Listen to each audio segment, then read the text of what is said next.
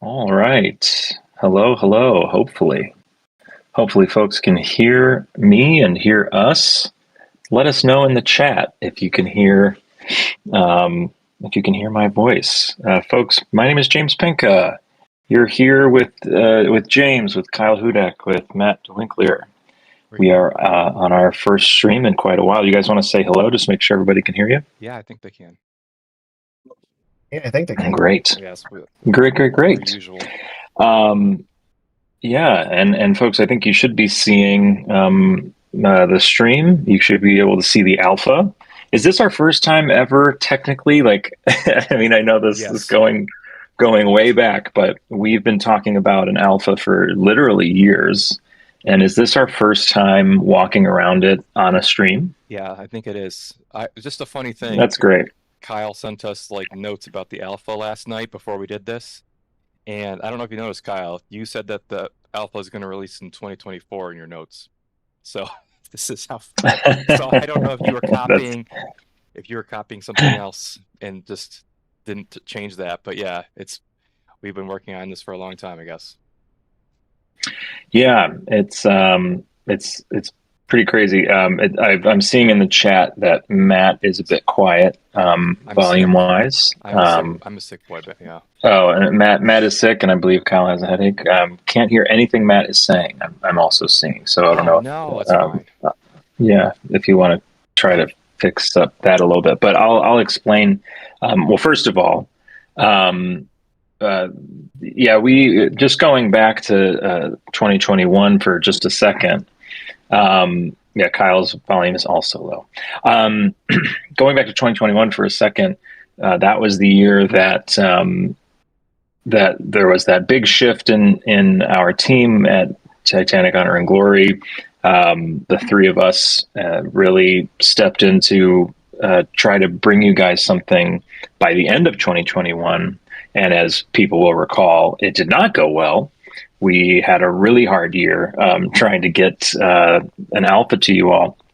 And then things went badly multiple times in the following years. But what's really wonderful is in the last, I don't know, year, Kyle, when did you like really get this sort of this level that we're looking at? When did this kind of get going?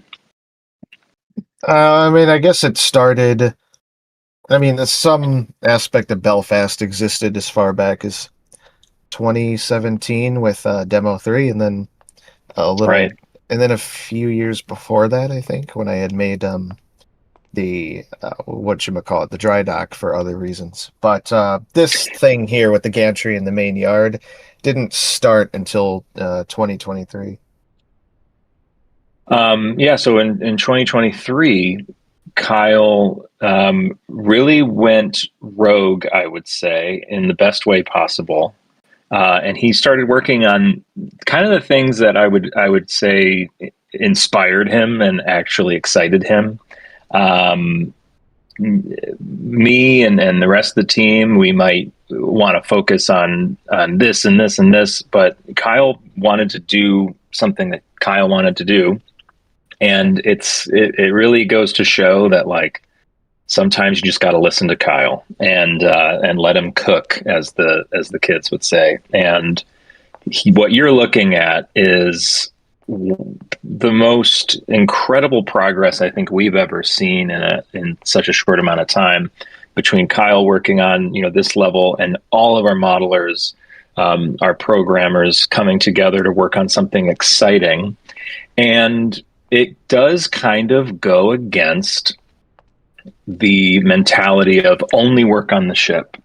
But again, it's just sort of at the end of the day, and I think anybody out there who works on passion projects and has sort of an ADHD side of them, sometimes you just got to work on the thing that excites you. Otherwise, you're not going to work on anything at all. And over these last 2 years or so, this what you're looking at is the result of it, and we're so excited where things are going that we have this big beautiful shipyard. We have all these cool places in the shipyard that we want to show you today, all these sheds, and you can even explore the ship as it stands now in a really fun way that you'll see in a second here as well. So I would like to give, just to start this off, and also because I'm only going to be here for a little bit because I have work today. It's early morning for me here in California. I have to go to work in like an hour. So I just want to make sure I say this now before Matt and Kyle sort of take this over and show you guys around.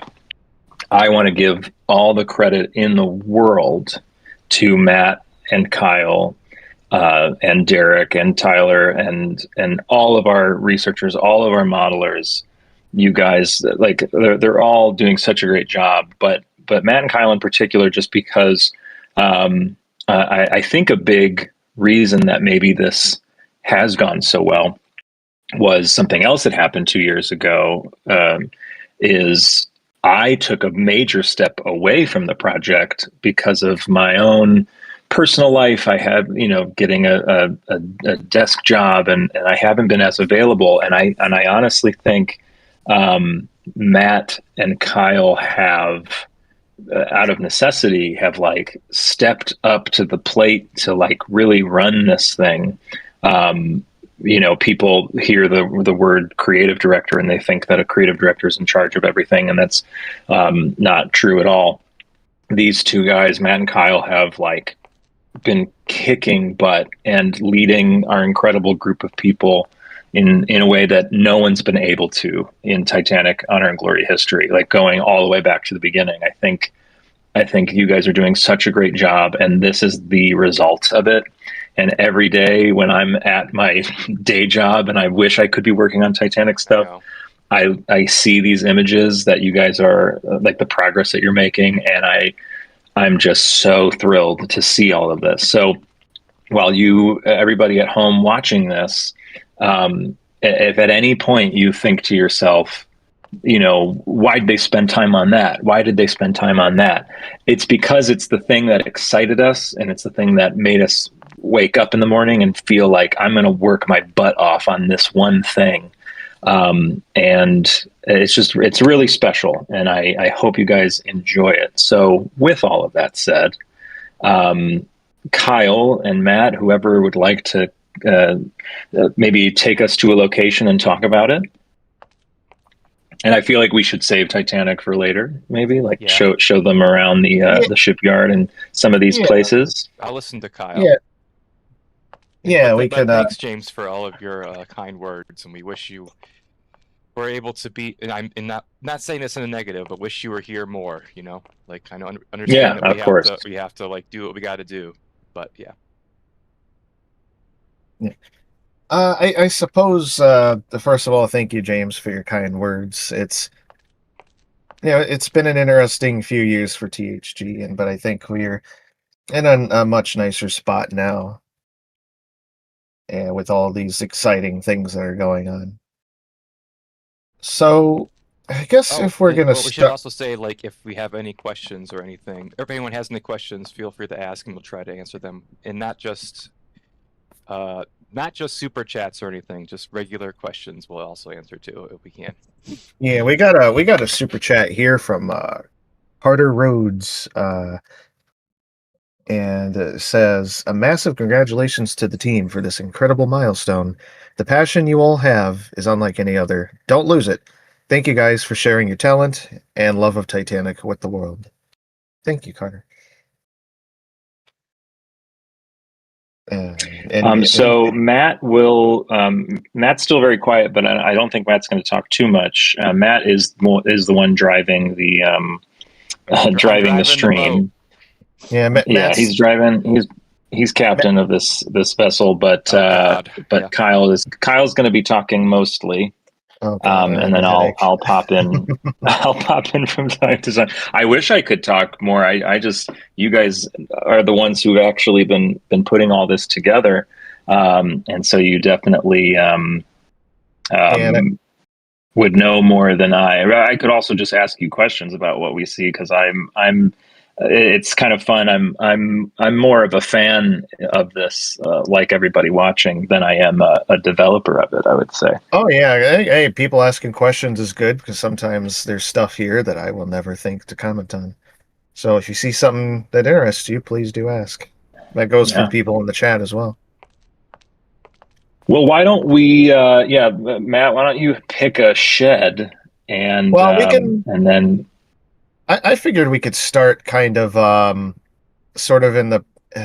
Well, yeah, we could go up here first. This Okay. is the well down here below. This is this building here. It's basically it's called the cabinet shop, more or less. And where are we going? Don't yeah, worry. he'll I'll get get back. over there. I'll get back. It's probably best because of the delay, Kyle, if you just talk about what you want to talk about, and Matt will show people what you're talking about. Does that make sense? Yeah. So it basically just maybe just stay in a location. Yeah, there's going to be a lot of me going, Matt, go this way, go this way, go that way. So it's yeah, it's one of these days I'll figure out OBS and yeah. In the meantime, yeah, just hang around these locations. So first, what you're looking at here is the cabinet shop. The lower level, Matt, if you go down below in that area I under will in a there. second. I just put the photo on. You'll see it. So. Oh yeah. Oh yeah. So Oh, that's cool. Oh my gosh. Okay, so this is an example of me being a Titanic enthusiast first and developer second. Oh, That is Matt, you an can amazing. you That was can a fun if you reaction. step I see. if you step back, you Yeah, I can see the plates there. yeah, Yeah. I'll try to get the plate. Go to get the Wow. plate racks. I'll try to get it there. Oh, hold on. There we go. Look at that. Oh, further back. Further It's back, by the you're right. offices. Oh, well, I don't see that. I don't see that light post there. But okay. Oh yeah, that's probably a mistake. But yeah. Oh, well, yeah. All right, cool. I'm gonna go look underneath it now. All right. Great. So this facility had there were two uses. The first floor was kind of open, and it had it Oh, was this guy sort of doesn't know what to do. This guy's stuck on the stairs. He's going that way. Okay. oh You'll see later. it was sort it was sort of a miniature plating shed. They had these big devices, these big machines, and hopefully they'll. Yeah. You're gonna see some jank with the NPCs. I should note that this build is not like the final build of. Well, obviously it's still being worked on, but like this is a build that's that I work on my local machine. We have another one that's on like Perforce that's getting more refined and all that, and it's got more other features that like Tyler's working on. This is not that. This is less polished. Oh, this is a cool little And, shot. Looking down, you'll see it eventually. Oh, it's cool looking down at Olympic. Well, I suppose everybody everyone who's watching the stream is seeing what you're seeing, Matt. I think me and Kyle are the only two that are behind, right? Maybe I don't know. We'll see. Yeah, I hate streaming things, but yes, right. Go ahead, Kyle. Sorry. Keep talking about this plating shop. Oh, actually, if you go into the plating shop near near the stairs where those three tracks are going Yes. underneath towards the front, and then look towards the back, you can pull up another photo. It's the I believe it's the cabinet shop, lower level. Okay. But it's gonna have to be like under the shed, like kind of towards the middle. It's on the side where the stairs is, but looking towards the back corner, kind of. I got cabinet shop lower, so okay, let's see. I see someone in the chat asking why can't Matt just share his screen. We tried that when Matt shared his screen with us. The stream went bonkers. Yeah. Yeah, the stream got really bad when he was trying to share his screen with us. So this is our next best thing. Okay, very cool. I feel like someone should say what they did in the cabinet shop. I mean, I think I know what they made in the cabinet shop. But so first, this lower level was a like a plating shed where they would, punch holes for rivets and cut plates and things like that. They use these big machines to do that. And the upper level of the shed, Matt, you can go up there now. Thanks, and there's a couple of cabinet shop photos you can pull up there, taken from different corners up there. But the cabinet shop itself, I mean, it's what it says. They built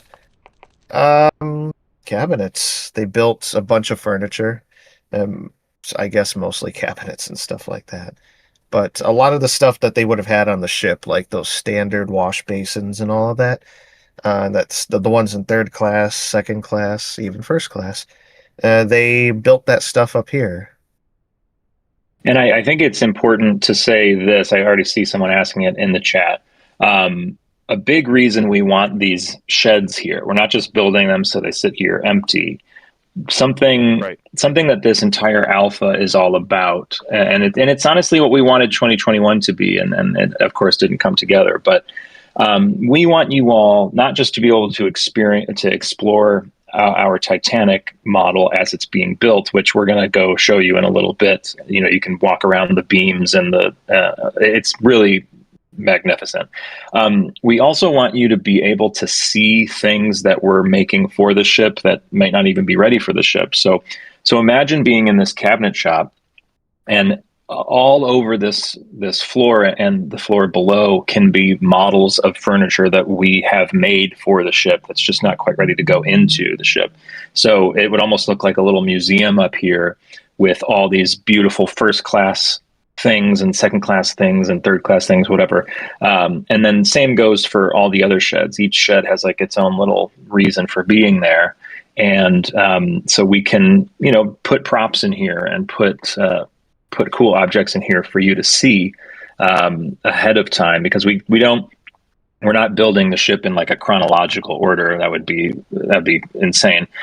So if we have furniture ready to go, but there's nowhere to put it, it can be in here for a while we build the ship. So just a cool thing, a cool way to tell Titanic story, to educate and to entertain. Yeah, and it's worth noting that the sheds, like all these different locations you're going to see, it'll be a combination of the two things. There will be props and stuff to kind of display their actual purpose of use. So in here, there's going to be a bunch of the carpentry tables and things like that. In the lower level, there will be the machines and stuff like that. But there will be all kinds of space in here for displaying all the furnishings and different pieces that would be on the ship. And same for all the other locations. Yeah, so all of, like James said and what Kyle's explaining, all the work that our modelers are doing right now, a lot of their assets, all their models will be spread around in the different sheds and stuff to show off, because indeed our In fact, Titanic I don't want to just a shell. I don't want to jump ahead of anybody's plans, but there is a shed. And last night I was exploring this really quickly just to get comfortable with it before doing this. And I had like a kind of a gasp moment, because there is a shed on the other side of Titanic that has something in it that sort of, big metal pieces from the stern of the ship. Do you know what I'm talking about? Oh yes, I know what you're talking about. Yeah. We'll get there. Yeah. Okay, because so people can see, it kind of gives a good example of what we're talking about here. The value of seeing certain things up close and personal in a shed. It really gives a new perspective of these things that you're used to only seeing in black and white photos. Oh, this guy's having a bad day. You'll see. A couple of us. Oh, first of all, Matt, you should head over to the general store. That's the building next to the cabinet shop, 2 floors. Yes. You can head to the lower. Just take a general look at it first, and then we'll go in. Meanwhile, we got a couple more super chats here. First of all, from Brian Whitford, 6086, with $100. Gosh, thank you very much. Thank you. USD. I've been watching your progress since circa 2015. We're old. And the dedication to this project is truly beyond anything I've ever seen about Titanic. The work put into this is truly inspiring. I've used Honor and Glory in my own research, and it continues to surprise me. Thank you very much, Brian. Thanks, Brian. Before I read this next one, I need to put on my glasses. I'll read the next one if you'd like. $20 from Historic Denver. Actually, I'll say our friends at Historic Denver. Huge congratulations to the THG team on the Alpha release. The level of care and detail is remarkable, sending admiration and support from the entire team at the Molly Brown House Museum in Denver. We've talked a lot with the people at the Molly Brown House. If you're in the Denver area, absolutely go over there and say hello and learn about Good old Molly Brown. Okay, so we're at the general store. I'm going in So, underneath. so the general store is kind of what it sounds like. If you go into the space below, that's on the entrance is on the side of the building there, of course. The lower level served as kind of a supply storage, and this space in particular was the rivet storage. Like all of the rivets that they would use to hammer the ships together and all that, that was all stored down here. And if you were the workers, you would come in here and you would get the supplies you needed. I need this size of rivet for that or whatever, and this type of rivet. You'd come in here and you'd get your stuff and you'd haul it over to the gantry and you'd, use it in your process. So, all those millions of rivets used on the ship, they probably would have gone through here for the most part. Wow. So we're gonna Yeah, have seeing them side by bags and side is bags really of rivets, crazy. right? Yeah, it's just full of bags of rivets all over, varying types and sizes. I thought Titanic had bad rivets. Wouldn't that mean that all ships have bad rivets? Well, no, this is the good rivet shed. There's a bad rivet shed Okay. where all the weak ones are. Rivet. Disclaimer: we're joking. You were That's a joking. joke. Yeah. Very cool. Yep.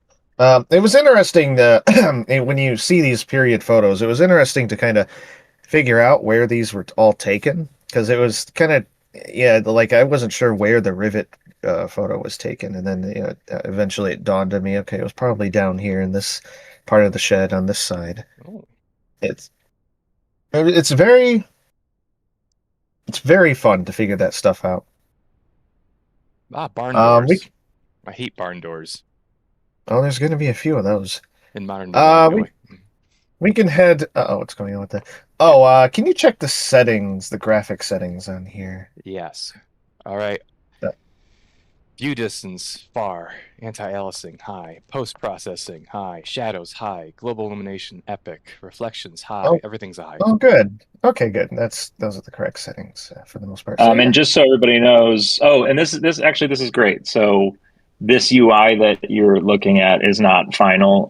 It might be final for like the alpha, for example, but certainly not once it's further along. We'd like to do something with this. But do we want to put on a different weather setting while we continue to explore the? We'll like leave the different. We'll leave the this? different weather setting for. We could change it to clear for now, just to kind of. Just to do something different. A different time of day. How about morning?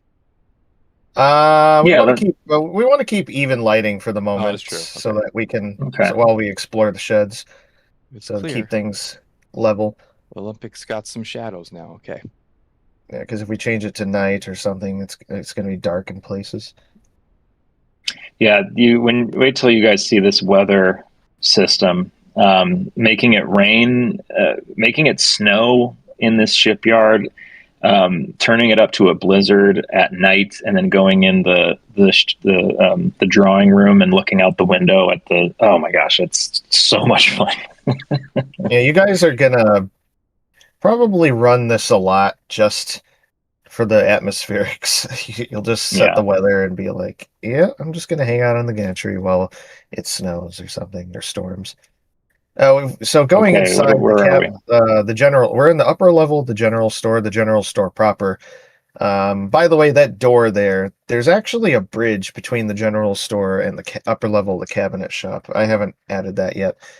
But yeah, so this area, the side of the general store that's nearest the cabinet shop, Matt, if you go to that corner nearest the door and look towards the back side of the shop and bring up.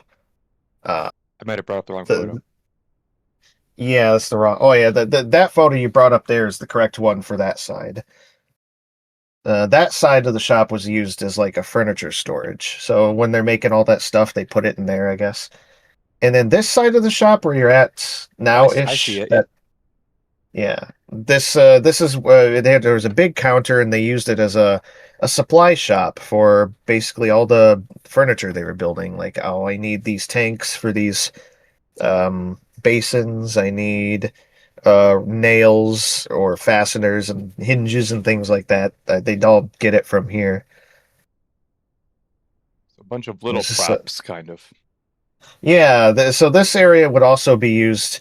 Yeah, the other side would also be used as like a furniture display area for our purposes in the alpha, and we can use the general store as a display area for like all kinds of little stuff that we make for the ship. I'm gonna bring back that other photo and go on the other side. Oh, nope. There we go. Furniture. And I think I'm standing right here. You'll see it in a bit, but yeah. Yeah, there we go. Yeah, it looks great. An amazing crafting mechanic. Never considered that. That might be a little difficult for us, but yeah, that would be actually kind of neat. Yeah. When they could go gather the supplies in the woods of Northern Ireland first, too. No. Well, just in the interest, I mean, you guys can explore everything you want in whatever order you want. Yeah, being that I can only be here for another 30 minutes, I would love to see the offices potentially. Oh yeah, let's head over to the offices. We're okay with skipping to something, and then after that. Well, yeah, let's just do the offices, and then we'll see where we are time-wise. Through the maze of the plates. Kyle, do you want to just talk about these plates as I go through them to get to the office? Oh, yeah, good idea. So huge areas of the shipyard here, between all the buildings, were basically they were large. These are called plate racks, and this is where they stored all the material that was used for building the ships. You had obviously all the shell plates, the deck plates, and also a lot of beams and frames and things like that. They put it all out here, either awaiting installation on the ship or awaiting being cut and punched and all that. They had to store that material somewhere, and they'd store it out here. Okay. I'm standing in front of the double doors, that little entranceway. Yeah, we can go through. Okay. Oh wait, why don't we go through the front of the building? Oh, okay. You could go under that passage that on the side of the building. Yeah, the gate's not there yet, but we have. Yeah, I think Steven's gonna make that gate. By the way, did you know that? Oh, no, I did not know that. Yeah, he asked about that, and I said, "Yeah, make the gate, Steven." But he's still finishing up some Titanic things right now. Hmm. All right. So we could go to the front. Let's take a look at the front of the building. The street. There's women here. Oh yeah, there's women here.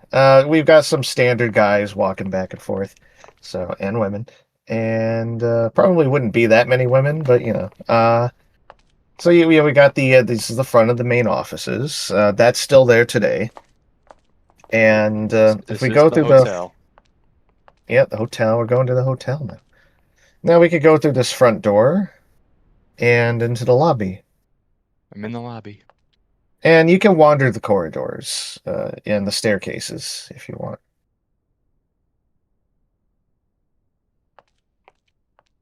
Just like this guy's doing right now. Now, it is something very important to note is that this building didn't technically exist like this at this time of Titanic's construction. In fact, I'm not sure it was here at all, really. When Titanic was in the gantry. The building that was here before was one floor for the most part. There was one section that had a couple of floors, and it would have looked very different with a very different layout. But we don't know what that looked like inside, so we opted to be anachronistic and just go with the offices as they exist more or less today. When they finished that expansion in like 1912 or so. I'm going up the staircase to the top. And what's fun about this, everyone, because I'm sure people will wonder, like, okay, so what is this all for? It's obviously very cool to have, and we think the people who run the Titanic Hotel will find this very interesting and useful. But there are spaces in this building that are extremely important for historical purposes, like the offices of Thomas Andrews or Lord Peary, but the room that's most interesting to me, which Matt can go to, is the presentation room, I will. which is at the. It's the presentation room is on the second floor through that one door. Remember, I know what I'm doing. Yeah, sorry, I'm the just lag. delayed. I know, I've been here. Yeah, sorry. I mentioned the offices, and then I pivoted to the presentation room. So where Matt is heading in now is the presentation room, which, to my knowledge, is just a space that they could take clients like White Star Line and show them. Great.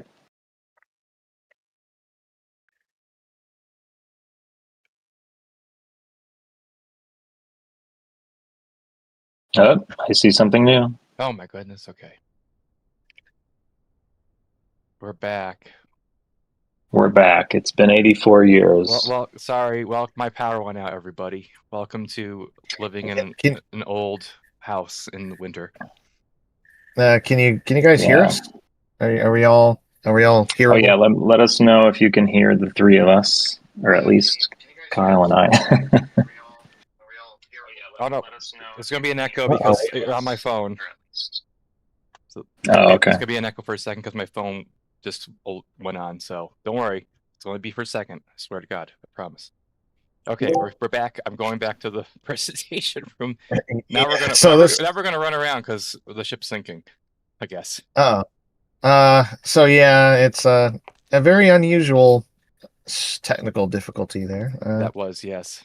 Well, welcome to the American power grid. Why is my VPN turning on? Okay, we're fine. we're fine. Okay.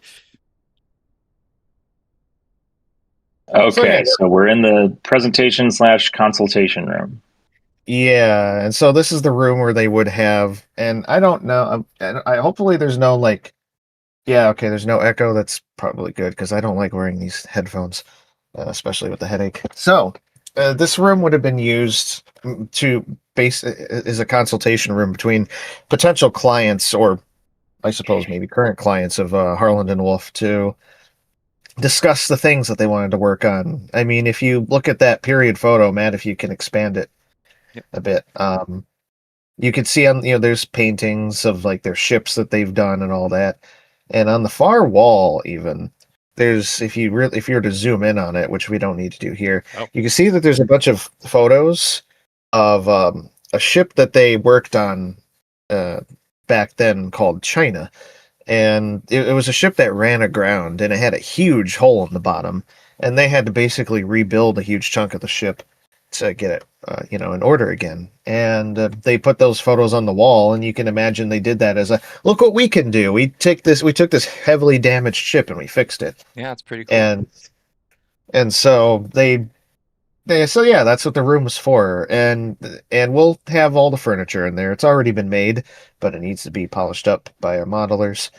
But we're going to use the room for our own purposes as well, and I think the primary thing is going to be here.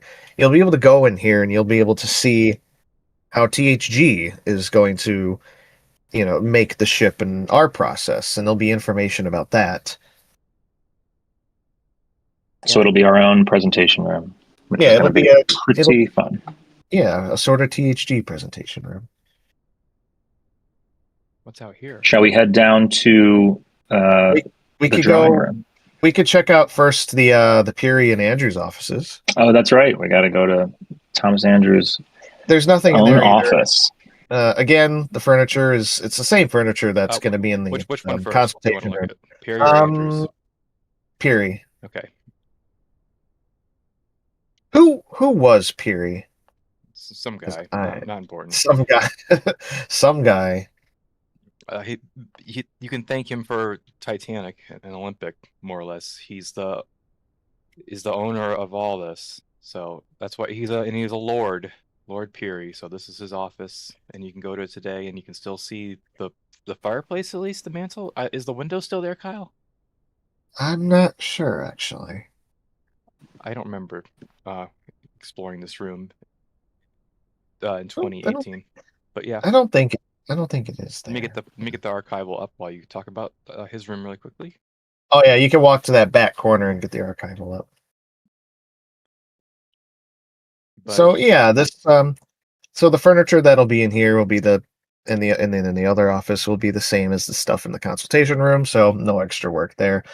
But yeah, this and the other office will, for the most part, just be here to kind of show you these extra spaces because they're fun and interesting spaces to have. But I think we'll find some use for it as well. For example, I would love if we had in this room, Matt, you said you wanted to, all these years, ever since the first Indiegogo, we had all these lists and Yes.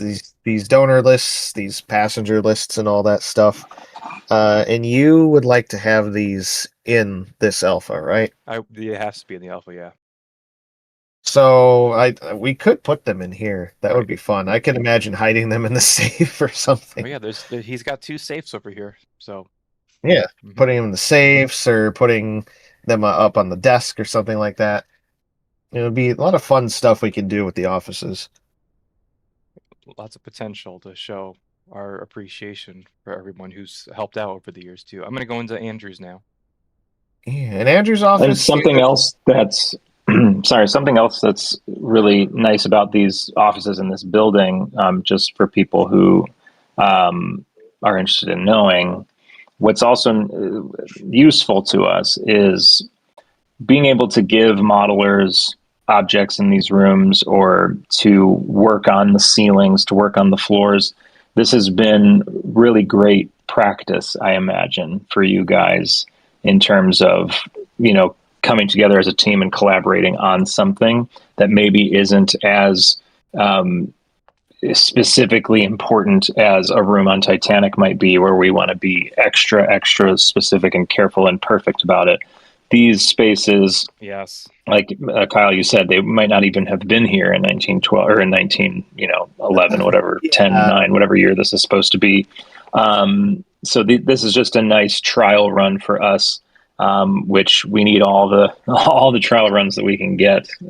So this has been helpful in that way as well. And on the That's note of like creativity, I joke when the modelers are making something for Titanic, they don't have creative control over it because it has to be specifically like it was on Titanic, and the models go through this very grueling like model check period with the researchers, and so it can be kind of disheartening when you're making something and you have to make it exactly as a photo and instead of like wanting to put your own flair on it. Now, because we don't know exactly everything in this area, in these offices and stuff, people have the chance to kind of be like, all right, just make this, make it kind and of we near have the photo, but have fun with and it. for the ship.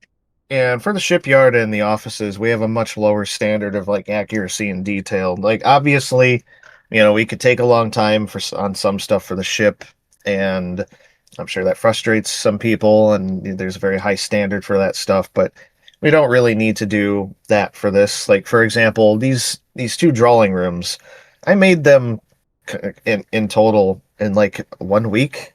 There wasn't really any big pressing thing to be like, okay, it's got to be the most accurate thing ever. Obviously, I did try to be as accurate as I could, but there's no reason to get it down to the millimeter.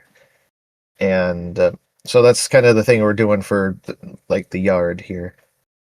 And I suppose so. We Matt, you could just run around the 2 offices for the next like 2 minutes, Okay. and we'll just On you the can pull up the desks, I'm photos. jumping on the desks. Uh-oh, no, don't do that. There's no papers here. That's fine. Okay. So if you want to pull up the photos, you can as well. So these offices were used by the draftsmen at Harland and Wolff to draw up plans for all their ships, and there were 2 of them. And for our purposes, we're going to display plans in here. In one of the offices, we'll probably have like a bunch of Matt's plans. Thanks. Like the Titanic deck plan. That's those plans that are available on there. We'll have a bunch of samples in here for you guys to look at. And in the other office, we'll have some recreations of iron plans. And 2 of those iron plans that have been done, versions of them, are actually also available on Titanic deck plan. If you want to go check that out. And the reason this is important to us to have, and I saw someone ask, like, what's the goal of this when this is all finished?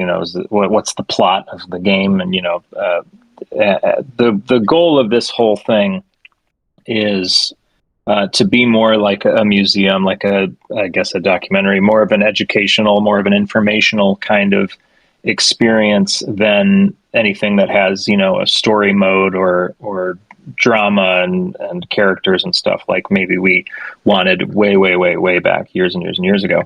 And so to allow the player to explore Titanic in the on the slipway, and then eventually, once it's finished, when it's actually floating and exploring the full finished ship, to be able to come into the drawing offices and see deck plans and iron plans, and to go into the various sheds and see the pieces of Titanic as if it's like taking a Lego set and taking apart each little brick and explaining what each brick does.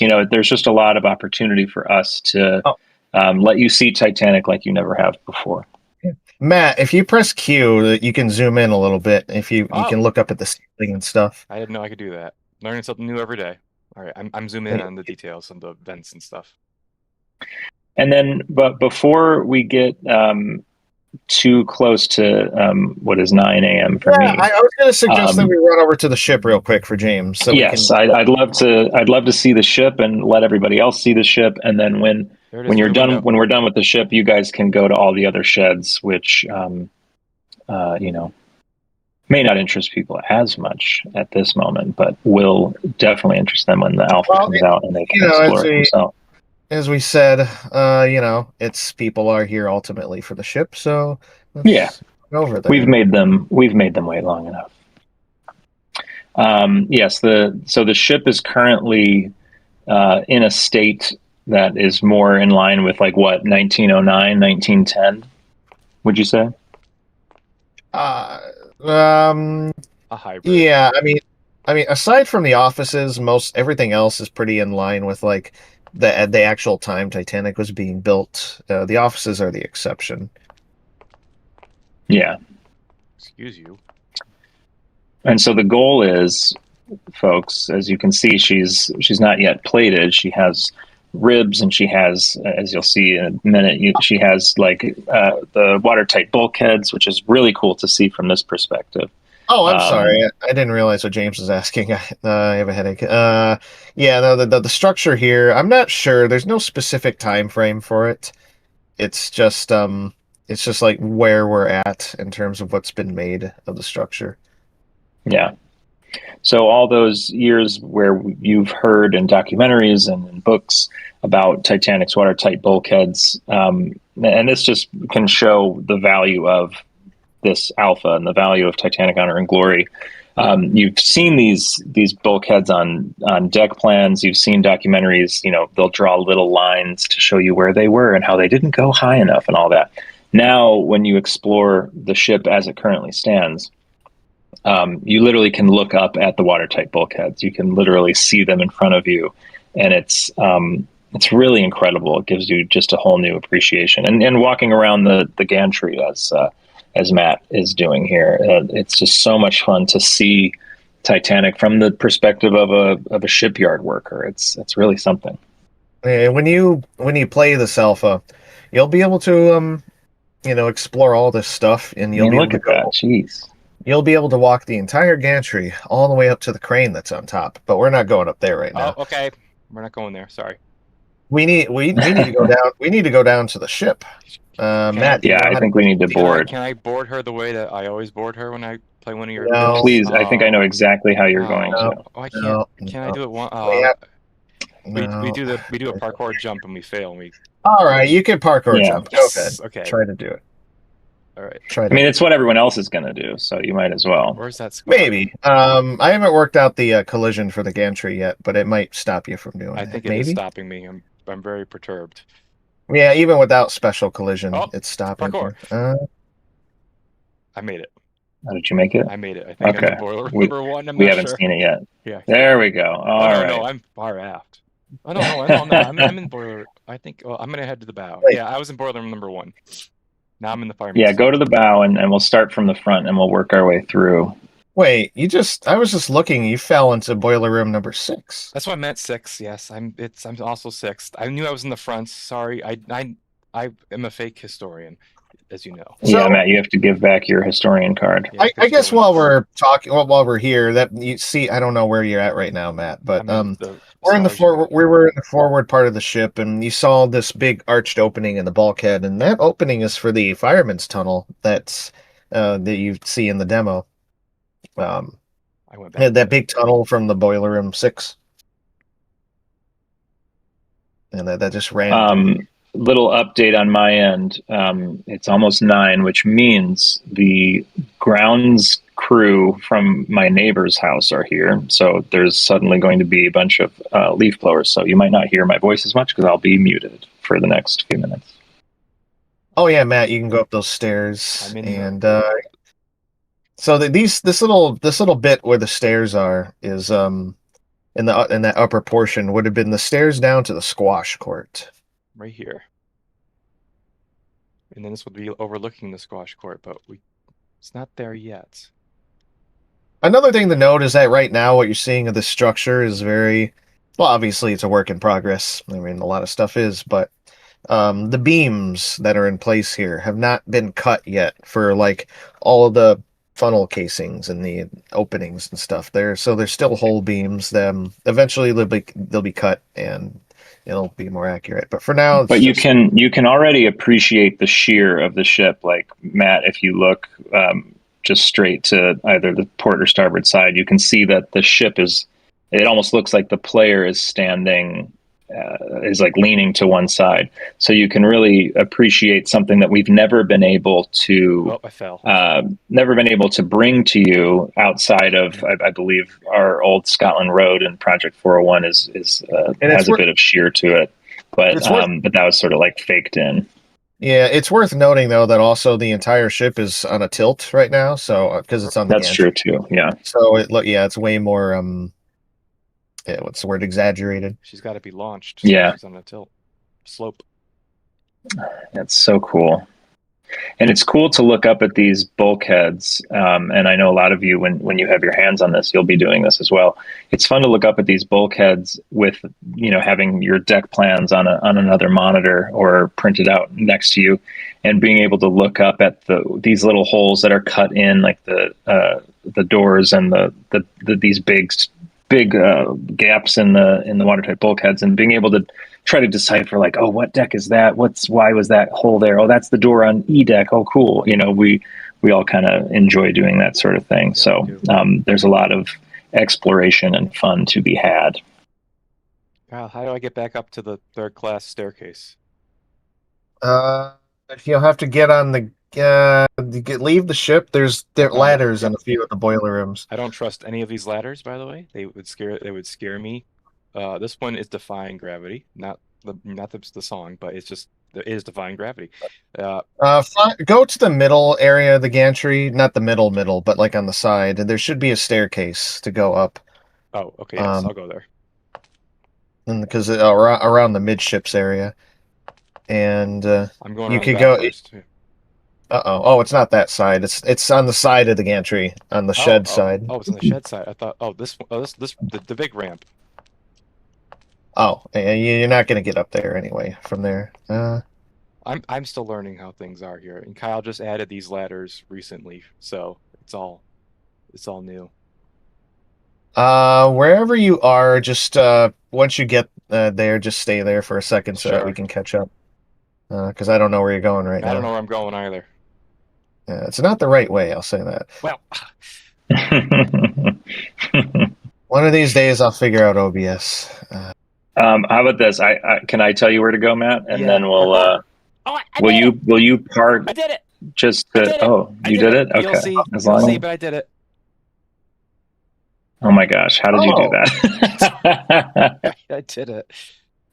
That was a miracle. Don't look down. Some of these doors you gotta crouch through. Yeah. There we go. I made it. All right. So what deck are we on right now? You're on F deck by the double staircase down to the. Oh yeah, class. double staircase. I'm gonna stop right there for a second and just take some water. Yeah, 3rd class dining saloon is what we're standing in right now. Those are the the 2 stairs. Very cool. It's very, Yeah, very that's fun. how the workers did it. They just hopped around like that. Yeah, if you look at photos of the ship under construction, they just had boards and stuff and logs everywhere. They had boards over all of the beams because before they put in the deck plating, that's how you had to get around. I'm sure there must have been a couple of guys who fell. Yes. Oh yeah. Yes.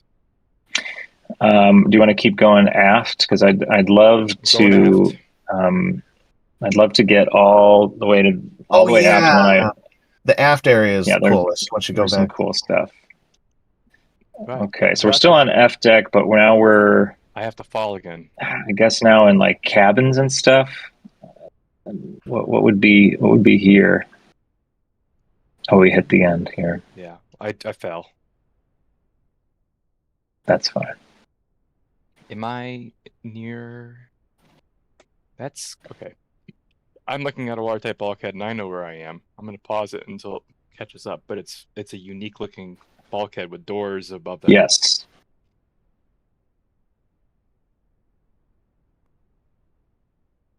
So Kyle, what is this? Or James or Kyle, what's this bulkhead? You figure it out. I mean, Kyle will be able to figure it out because he built the damn thing. But what is this water type? Yeah, bulkhead? I would definitely leave this to Kyle. And he'll never tell Kyle, us. you're muted if you're talking. Definitely leave this to Kyle. There you go. Well, look down because I don't remember. And he'll never tell us. Kyle, you're muted. I'm pretty sure that's the watertight door opening for Scotland Road, and this is. Is this the? Can you guys hear me? Yes, you're here, Kyle. Yeah. Okay, good. And this is where the hoist is. Yeah, those. Okay, so those some of those doors are for the hoist that was here, the provisions hoist, I think. Actually, I'm not sure. But this bulkhead was at the back end of the turbine room. So right now we're actually standing in like the dynamo space. Ooh, that's new. Very cool. And I'm gonna go aft. So technically, this is also partially a shaft tunnel, but if we go aft, then that's even more shaft tunnels. Now you can see propeller shafts. Like, oh yeah, very cool. Yeah, so you start seeing the propeller bossings kind of coming out from the hull. This area would have also been like an auxiliary dynamo space. Like there was a choice for the designers if they wanted to put dynamos in here if they needed more, which I don't think they ever did. I needed more power. That's the irony. But one of the interesting things, if you look on the floor, oh, you already went back. But if you look on the floor, it's you get these interesting shapes of the plating on the deck, like on the tank top, and this is all stuff that you see on the iron plans, where it's like you've got all these weird manholes and openings and cuts and stuff, and it's a really weird space. Now I'm standing in the space, like. What is the flooring of this room? This room. What are the walls of the room? If you know where I'm going at, Kyle. Like, a lot of the rooms on Titanic are made up of these beams, right? Yeah, the walls of the room. You're just seeing the the hull frames of the ship, the ribs, and this. One of the reasons that we're making all of the steel. It's not a pointless thing where it's like, oh, you'll never see it. You'll see it a lot everywhere, all the time, and that's not no space is more true for that than down here on the tank top where you have these engineering spaces. All of this is exposed when you come down here to the shaft tunnel. Even when the ship is finished, it's all going to be visible. You can see all of these structural elements, all of these frames on the hull. And the bulkheads, and it's all going to be there. Yeah, I often say to people when they're like, "Why are you making all this steel?" And it just literally look up any photo of Titanic's interiors.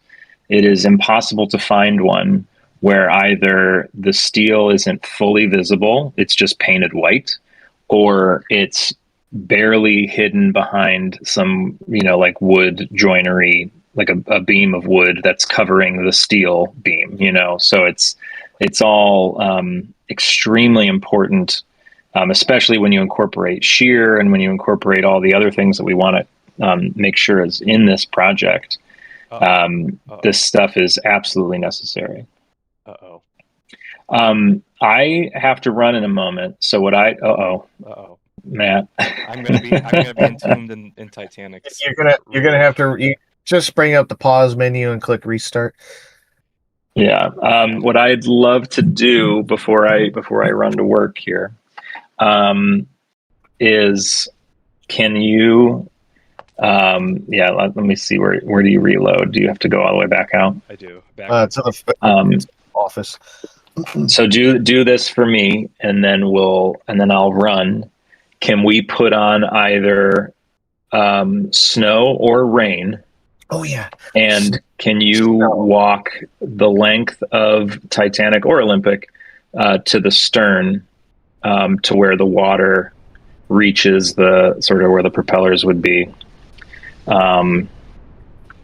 Maybe in honor of the blizzard, that's good. Perfect. Look at that. Ooh, baby, that's good stuff. And now that we have the snow going, as Matt heads there, you'll start to see it kind of pile up on things. It doesn't physically 3D pile up, but it's still Yeah, very cool.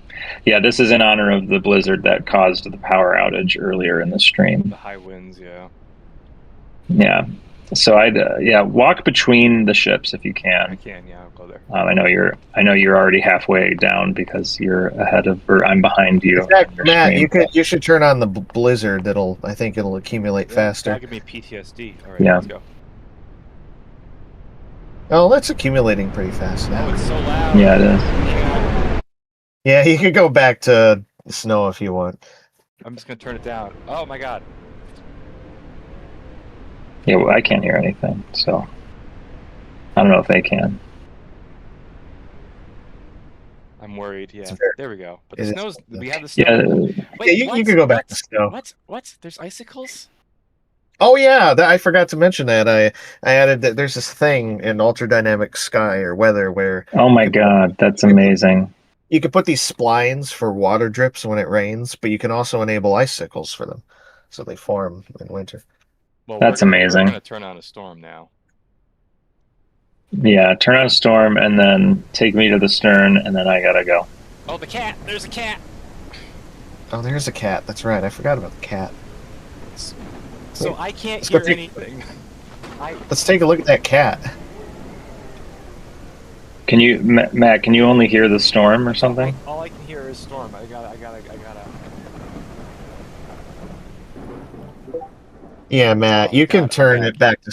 You could turn it back to regular snow. Okay. That's yeah. Or I'll do snow. That's fine. Oh, light rain. Whatever you want. The lightning is very fun. Jenny's meowing. I heard a meow from Jenny. Okay. All right. So I'm in between the ships. Man, there's icicles. Okay, yeah. Just head all the way aft. I love walking down this this strip of the slipway because you got Olympic on one side, Titanic on the other. You kind of get a before and after, and it just impresses upon you just how absolutely incredible these ships are. Just the size is unbelievable, and you can walk under the ship as well, and maybe cut underneath those little pillars, guys. Yep, I'm underneath a place cool. I would never go in real life. Yeah, very cool. So spooky. So when you guys play this, when you get your hands on this, which I believe we've said, early 2026, it's just so much fun to explore, to change the weather, and be a little shipyard worker. And then when it's properly available and we have some more within it, it's just going to be such an informative, educational thing. Yeah, see, look at this. Oh my gosh, I love it so much. Yeah, it's incredible.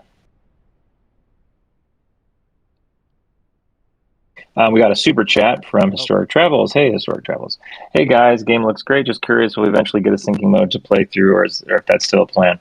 I feel like that's a Kyle and Matt question, but I think the goal has always been, if we do this the right way, finally, after years of kind of piecing the ship together in very problematic ways, from a programming standpoint, if we do this the right way and build the ship the right way, that eventually having a syncing would be ideal. Some way of syncing. It can't be like the full, Yeah. we don't know if it will ever be the full, every room, every chair, you can explore any part of the ship that's syncing physics, but we still all want to explore Titanic while she's sinking and be there. So Yeah. Yeah, amazing. All right, guys, I have to run. Again, I just want to shout out the entire THG team, anybody who's watching and who watches later. There's just such a great group of people working on this project at the moment. And we haven't always had that. We've had times in the past where it's been it was part of the reason the project isn't progressing is because we were having a hard time collaborating on things and coming to agreements on things. And even, we still, we'll still go back and forth about, oh God, look how beautiful that is. We still go back and forth on, what should we prioritize? What should we be focusing on? But I think this current era of THG where Matt and Kyle are, really leading the charge on making this slipway. It's really coming together in a really great way. So I'm really excited for everybody to actually, for the first time, have something on your computer called Titanic Honor and Glory. Very cool. And thanks to everybody. You can wishlist us on Steam. And as people have pointed out in the chat, I do have a Titanic podcast that people can listen to. We just hit 1 million views and plays across YouTube and all the various podcast things. So I'm very proud of that. So thanks for listening. Well earned. It's called Witness Titanic for those of you who haven't. Oh, and this is what I was talking about earlier. It's like you can go into these sheds and you can see these objects. You can stand next to them. And I know we just saw these exact objects over on the ship, but seeing it in this shed, walking up to it, it makes you go, Jesus, these are so impressive. And so that's going to be the case for everything. Like these sheds can be filled with all sorts of props from the ship, furniture and such. And just being able to go up to it outside of the context of Titanic, you get a very different appreciation for these big things and these cool things. So, okay, gotta go. Thanks everybody. Bye for now. Enjoy Thank you for joining us, James. Thanks, Have a great day. Yeah, anytime. Bye. Oh, now it's just us. Well, at least my headache is feeling a little bit better. Good. So so the building we're walking around right now is the plating shed, or one of the plating sheds. Basically, all that steel outside,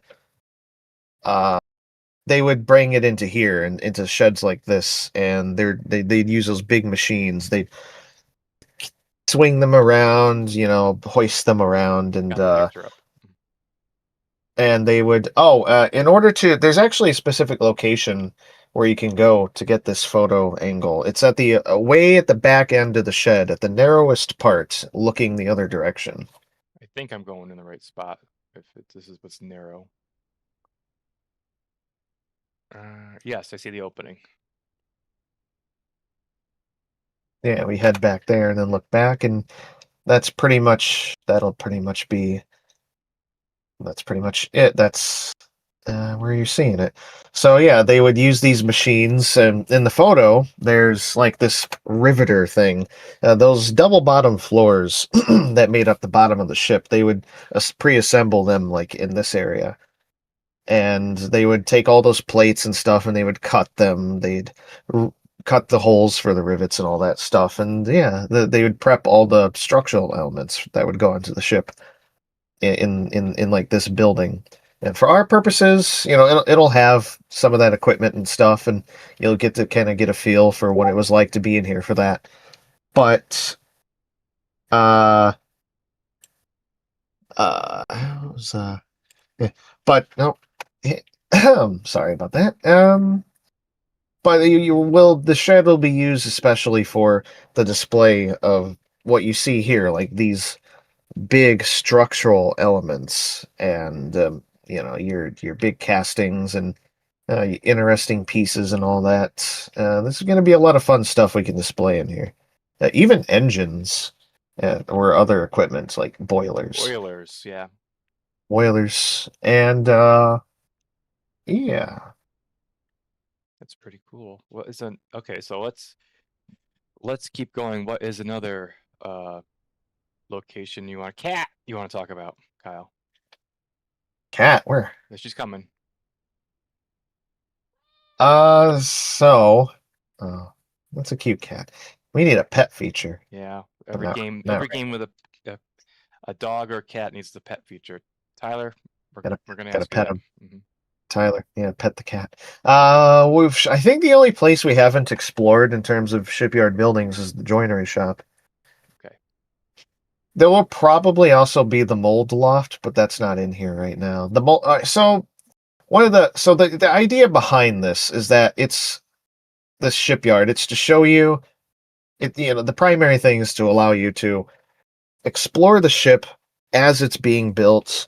You don't have to wait a million years for it to be done and then release, and then you'll be able to run around the structure as it is now, and then as we add more to it, as we work on more of that, you can run around more and more of it. And then the rest of the shipyard offers an opportunity to look at a bunch of stuff before it ever gets on the ship, because maybe we'll have a room that's done, but the ship isn't done, or we'll have a bunch of stuff, objects and furniture that's not done, or that is done, but it's not ready. The ship isn't ready for it yet, or some specific area, so we can display it here in the shipyard.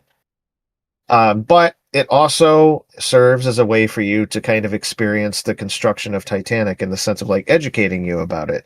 So, like, how did they build the furniture on the ship, or where did they do this? How did they deal with structural elements, and what was the process? And so you have a lot of the crucial steps of the process early on being represented here. Like, you have the drawing offices and the consultation room and all that, where they would talk. In these smoky offices, they would talk about the designs of these ships and all that, and then they'd have guys drawing up basic plans and doing some like basic models, stuff like that. And then the mold loft, when that's in place, it's not here right now. They'd draw the lines 1-to-1 size in there on the floor, and then they'd carry those to the drawing offices, and they would create more detailed plans based on them. And then they'd go back to the mold loft, and they'd create big templates for like cutting steel plates and stuff. And they'd come to the yard here, and they'd pull these plates, whatever they needed from stock or whatever. They'd haul them into the plating sheds, and they'd cut them and punch them and bend them and all that stuff. And then, and then they'd haul them over to the gantry and put them on the ship. And then you have the other elements, like you need all the paneling on the ship. Well, that's made in the joinery shop that we're about to visit. And like the stairs, the paneling, all that kind of stuff, like all the walls for the cabins, like all those standard cabin walls, they would have been manufactured in the joinery shop. And then you got to furnish the ship, and you do that by building a bunch of the furniture in the cabinet shop and getting a bunch of materials from the general store for that. And you got all these locations that are used in building the ship, and for us in displaying the stuff that's being made for the ship. And it's just a fun, interactive way of kind of experiencing this history and that process. And so right now we're in the joinery shop. This is where they would have made, all of that. Matt, do you know where to go for that picture? Yep, I do. Yeah, so Yeah, this is where they would have made a whole bunch of the paneling on the ship. I don't know if it's all of it or just some of it, but you look in the photo if you want to expand it, Matt. Sure. You'll see, like, for example, on the second floor to the left, you'll see a bunch of paneling stacked up there that they made. Ooh, the photo almost matches up with the view I have if I leave it right here. Kinda. Yeah, so Kinda. this room contained a bunch of carpentry tables, and oh, if you look on that one table towards the foreground on the right, you can see they're making one of those things that they have on the bridge, like the grid. Mm-hmm. So yeah, basically a lot of the wood stuff on the ship would have been built here. Um, Another super chat, Ben Mac, 1089, $5. Thank you. What are the differences between shipyards then and shipyards now? I don't know if we can answer that because we don't know anything about shipyards now. I assume Matt. I mean, I think it's just modernized because, if you have like one of those big cruise ships, hopefully I'm loud enough, they will make parts of the ship in sections, yeah, and robotics too, and then they'll fit them together. But, Harlan and Wolf tried to make this process as efficient as possible. So you still were making like, you're still doing like in a construction line, like you would make like the furniture in one space and the paneling in one space for all the ships, not just, there wasn't like just a dedicated office or whatever for Titanic. Everything, all, like, we looked at the rivets before, all the rivets are made like in mass, and to a degree they do that today, where they make like an entire section of the ship and they bring in the cranes and they weld it together. So I think it's just, we've modernized a lot of the process, but it still kind of has the same backbone of how it's made, you know, besides just like, no more rivets, Yeah, no, a lot of except electronics and computer parts and whatever, all that stuff, and robotic no, arms. yeah, no more rivets except for airplanes. They use rivets on airplanes because welds are horrible Horrible. for something that needs to not fall apart under stress. So rivets are actually really good for like the kind of forces that airplanes experience, and they're much more durable. So that's why planes are riveted. It's a riveting conversation. It was a steep staircase. All right, so there's a photo down here too. Let me grab it, I think, right? Oh yeah, there is a. It's from the similar side of the building as the other photo, just underneath on the other kind of on the other side, looking in the same direction. Okay. I see the But little yeah, the room. tiny skylights. Yeah, the room just had, yeah, a bunch of carpentry tables, and it had various machines for cutting wood and all that. Your standard wood shop stuff. But yeah, all that paneling you saw on the ship would have been done in here, for at least I think for the most part. It's difficult to say what would have been done where at any given time. The shipyard was huge. It wasn't just this area we've looked at. They also had boiler shops, so they would build the funnels in there. They had engine shops. They had other engineering works. They had storage sheds for lumber and for other stuff. They had other storage sheds and just a lot of stuff. And then, of course, there's the dry dock and the fitting out wharf. And those will eventually, the dry dock and wharf will also be in here at some point, but not for this release. There's going to come a time down the road when the ship leaves the gantry, and then it'll be in those areas. But Yeah. we're not worried about that right now. But if you want to explore the dry dock and fitting out wharf, kinda, you can already do that with Demo 3. Mm-hmm. I'm walking alongside Olympic and big cranes. So uh what else did you want to talk about the Alpha, Kyle? Like, what are the other features we have besides just wandering around and changing the weather? Even though while I'm out here, let me change it to nighttime, or sunset finally.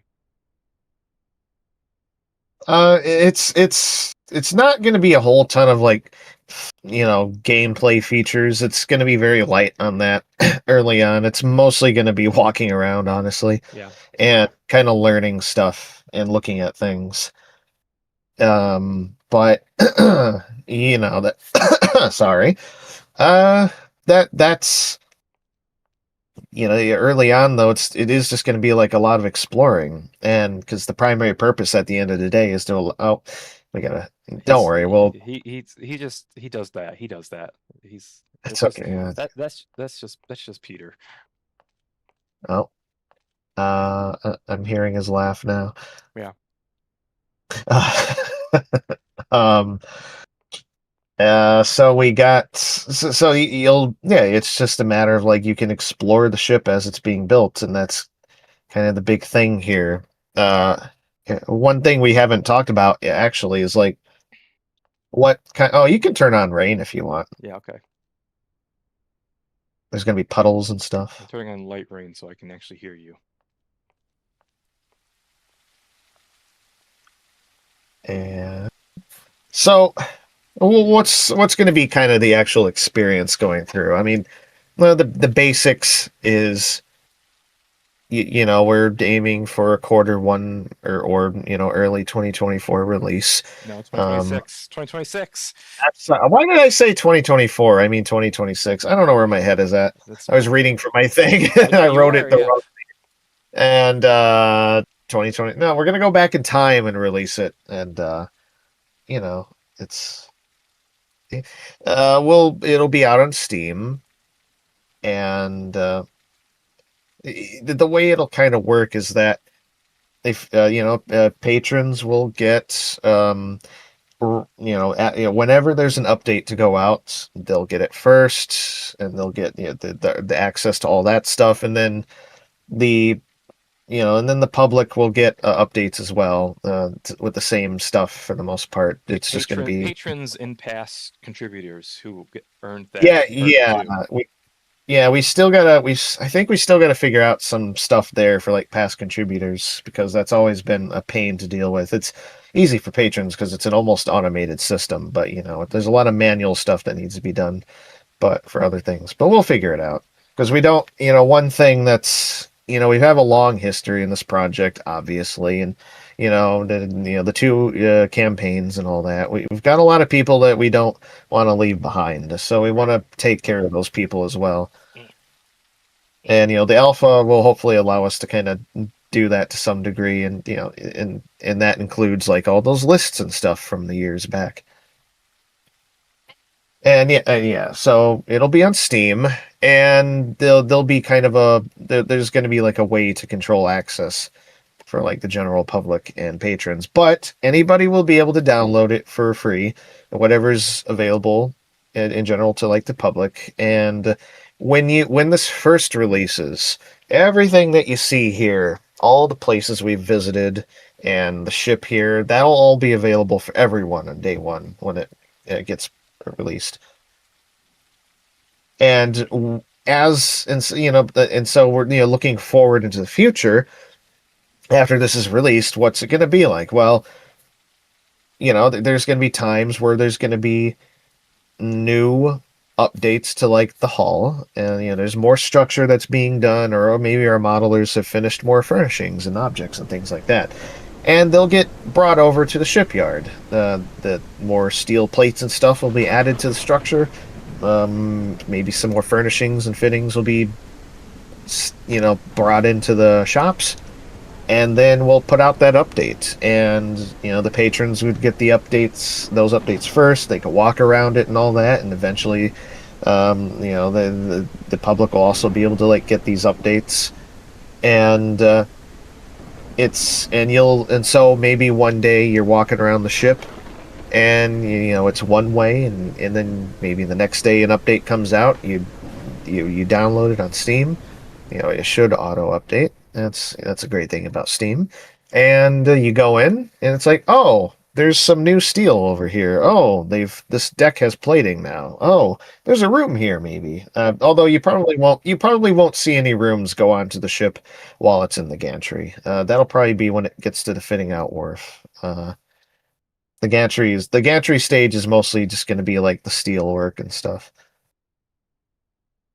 And then the shops will be like the way of oh, that's the other thing I forgot to mention. The joinery shop, especially, we'll be able to use that to like do a few mock-ups of like mostly smaller rooms, like cabins and things like that. We can Just put like them they in there. did at Harlan and Wolf. Yep. Yep. We can have like little mock-ups of rooms before they even go on the ship.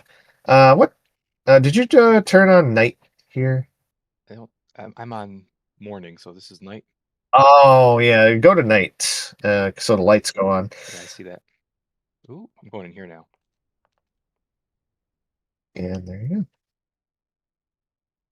go. Ooh, you should do snowy night. Turn on snow. All right, let's go back outside for snowy night. Snowy night is a mood. This is what it looked like when I was in Belfast on the anniversary in 2018. I think it snowed a little bit. Maybe it did. Maybe I'm making that up, but we were having no, we were in the other room. Hang on. The conference was an event was in this drawing office, and all of us sat over here. And of course, what we could see outside was not Titanic or sheds, but the Giants Museum. But, okay, let's look at the ship from the windows. I like doing that.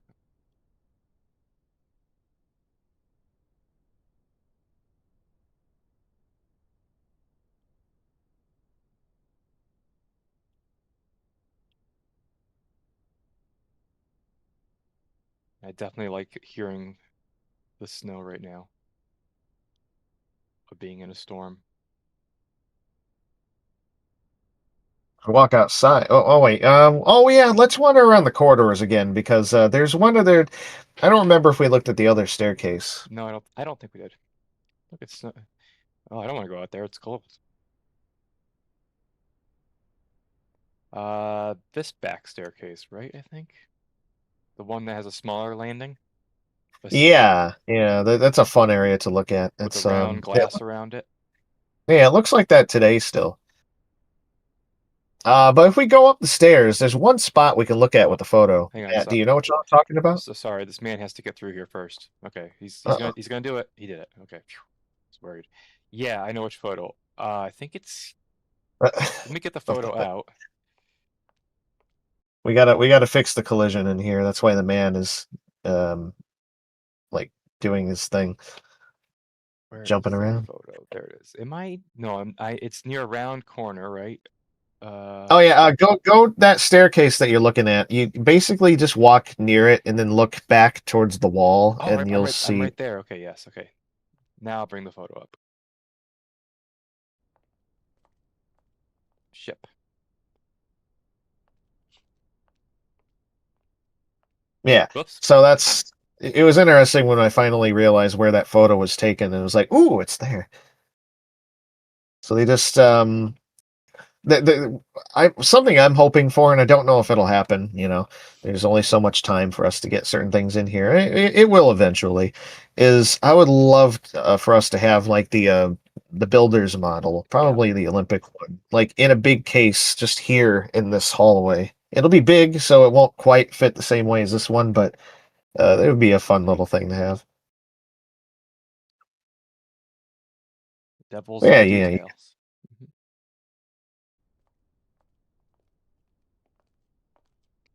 Rounded glasses. I think we were talking about this before. James is telling us to start over. No fuse box. Start from scratch. Oh yeah, crap game. Can't play. Got to That's restart the ship. yeah. We got to restart the ship. Oh, there they are. Oh, the windows are frosty. Oh yeah, this would have been like a bathroom up here. Oh, thank God. That's what I have to go to anyway.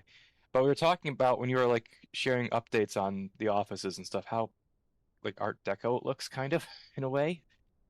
Yeah, from what we could tell, it seems like the offices looked like this all the way back then. Like when they built this building in around 1911-ish, 1912, this is what it looked like. And now most of this is hotel Yeah. rooms over here. Oh yeah, this corridor that we're in now, with these beautiful windows on either side, that was still there. What it just all the way up to when they renovated the building into hotel rooms, and it is and they got to do what they got to do, to modernize it. But it is sad that this wasn't like preserved in some way. That would have been nice. because it is a very cool like passage part of the building. Where is that little like room with the glass room with the like little isn't it right here? Yeah. This is still here. This little glass rounded like Yeah. area like a reception area, I guess you could call it. That's what I'm One other little tiny interesting detail is in the lobby area. You'll notice if you know anything about the modern day offices, you'll probably be asking, "Where's the revolving door?" And it turns out there wasn't a revolving door there at the when they first built it. It was just a set of standard doors. Yep. Uh, so yeah, but but this, that lobby vestibule was there. yeah, you can stand by this marble today. Looks just like that. I think there's a photo of Chris standing there, isn't there? I did take a picture of our teammate Chris standing right here because I want to get the scale of the entire space. So yes, I don't have that to pull up right now. I don't think he'd appreciate it. Thankfully, I don't think there's any furnishings in here except for a chandelier. Yeah. Yeah.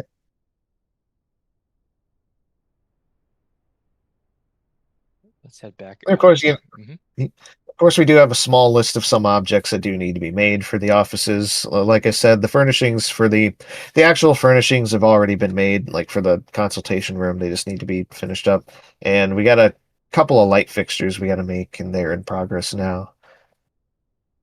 And once we do that, because right now you'll notice we're walking around, there's phantom lights everywhere. Right. Instead of the hanging lights or the wall lights that they had kind of similar lights as Titanic on the walls. Yeah, and I do want to reiterate that these offices did not take that long to make. It was a pretty quick process because I wasn't exactly going all out on like super detail. Even though it looks super detailed. And it turns out even my least effort is still a lot. Yeah.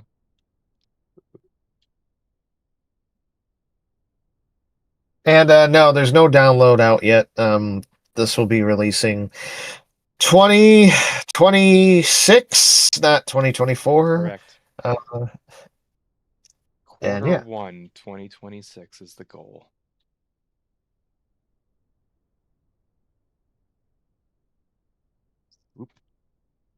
Oh, you're getting a lot of use out of that zoom. I didn't know it existed. And yeah, some of the, in this space, there are going to be some like assets that we've made for the Titanic in here. Like small things, light switches.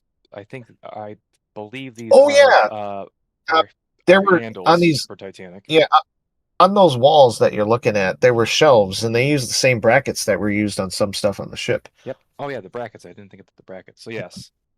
So it's neat how we can double use and show off what's been made. And I mean, you look at the flooring, and they use the smoke room tiles. Yeah, exactly. Not this one, but yeah, in the hallways they used smoke room tiles. Well, it's nighttime. We should walk out inside in the yard while it's in the snow. Sure. Get cold. I look at the tiles real quick, and I guess I'll go outside and freeze like I usually do where I live. What's this key here for? Oh, that's ignore that. I disabled that feature for now. I still got it. I still picked it up. No, ignore it though. It's an ugly looking key. I gotta replace the model. But yeah, this is the kind of thing I'm talking about. Like you'll be able, you can select all these different weather settings, and you can just walk around the yard at these different times and in this weather, and it's like you don't get the full effect just looking at it here, but it's when you're even in just this build with the basic sounds of the weather and all that, it's so nice. And once like all the sound stuff is done, oh, it's going to be so fun to just walk around the ship and to walk around the yard and just listen to like, I don't know, the blizzard or the rain and all that. Honestly, like if the first purpose of this is to allow people to explore the ship and see stuff as it's being made, and if the second purpose of it is to learn about like the construction and the shipyard. The third purpose is just to have it be like just, an ambience simulator, because it really is just very nice to just walk around it. It has to give some cozy vibes. Jenny approves. Oh, there she is. We did not make a cat, by the way.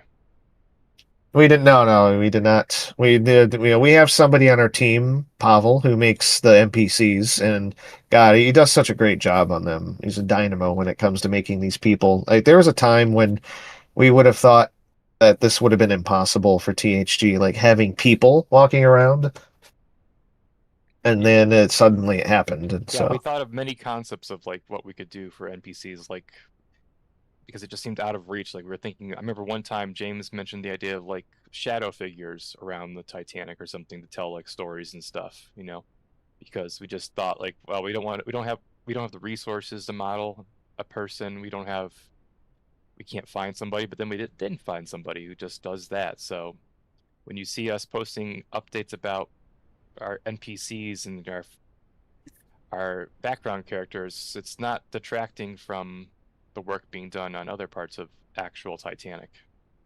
yeah, because like there's different kinds of modeling work and different specializations. Yeah. Pavel actually made life jackets for his NPCs, and the life jackets also work as prop life jackets for the ship. So, if anything, having Pavel here has increased the ship as well.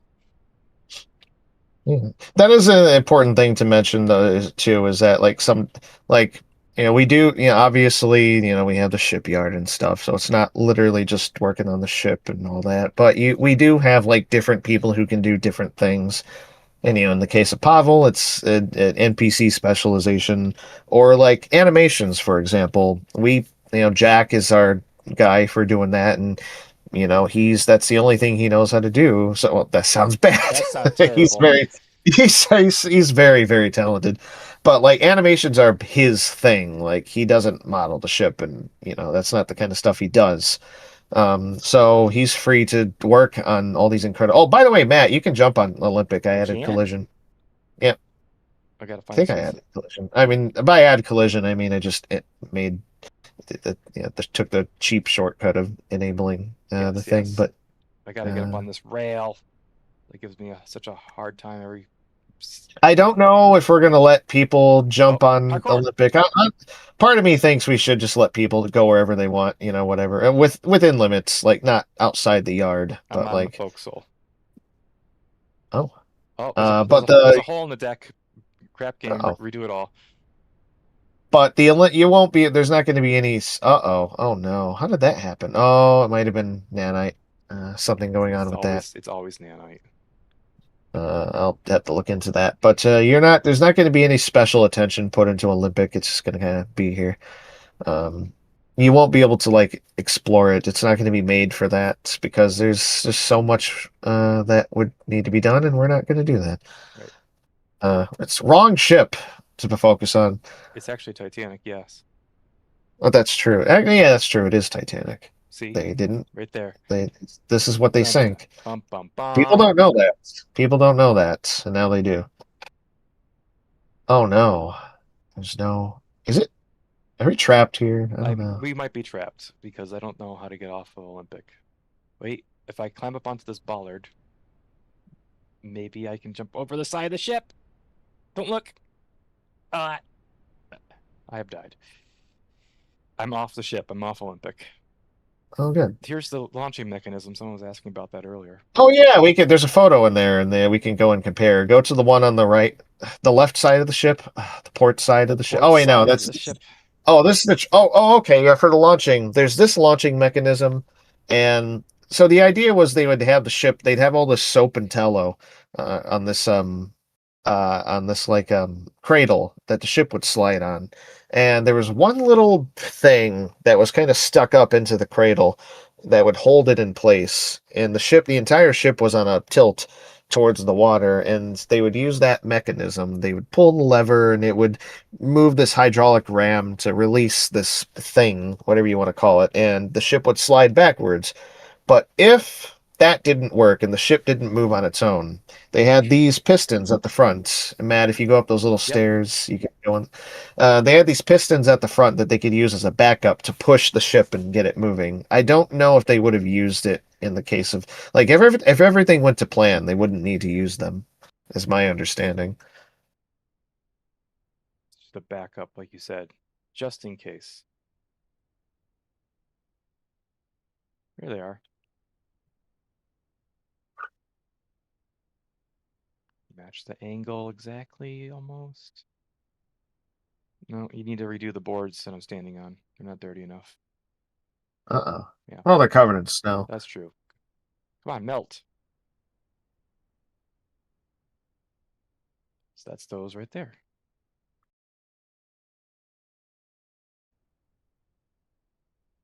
What else can we explore, talk about for a little bit? Hey, Spammels is here. Oh, that's something. Oh, Yes, nice, that's something. Mhm. Tyler, make a lantern for us to hold. Oh, yeah. Hold. That is something that I've kind of been forgetting to mention. But yeah, we need a if we can, we need like a lantern. That'll be nice. Excuse me, I'm standing here. Oh dear, I can see inside I your head. really, Oh my. I really do want to. Oh no! If you want, yeah, maybe look, take a closer look at some of these NPCs, just just to kind of show off the work, because that's another big thing is when we were first kind of shifting Nope. like Yep. when we were first doing the alpha in this kind of shipyard in a way, we didn't have these workers at first, and then we were like, finally, oh, Pavel's got some time here and opportunity. Let's see if we can have a few workers made. And so they did it very quickly, and now we have guys who are accurate to the period and dressed the way they would have been dressed in various circumstances and roles. Yeah, these aren't And just yeah, like lower class, third class men. These are, we looked at the photos of construction and they're wearing the correct like outfits and everything.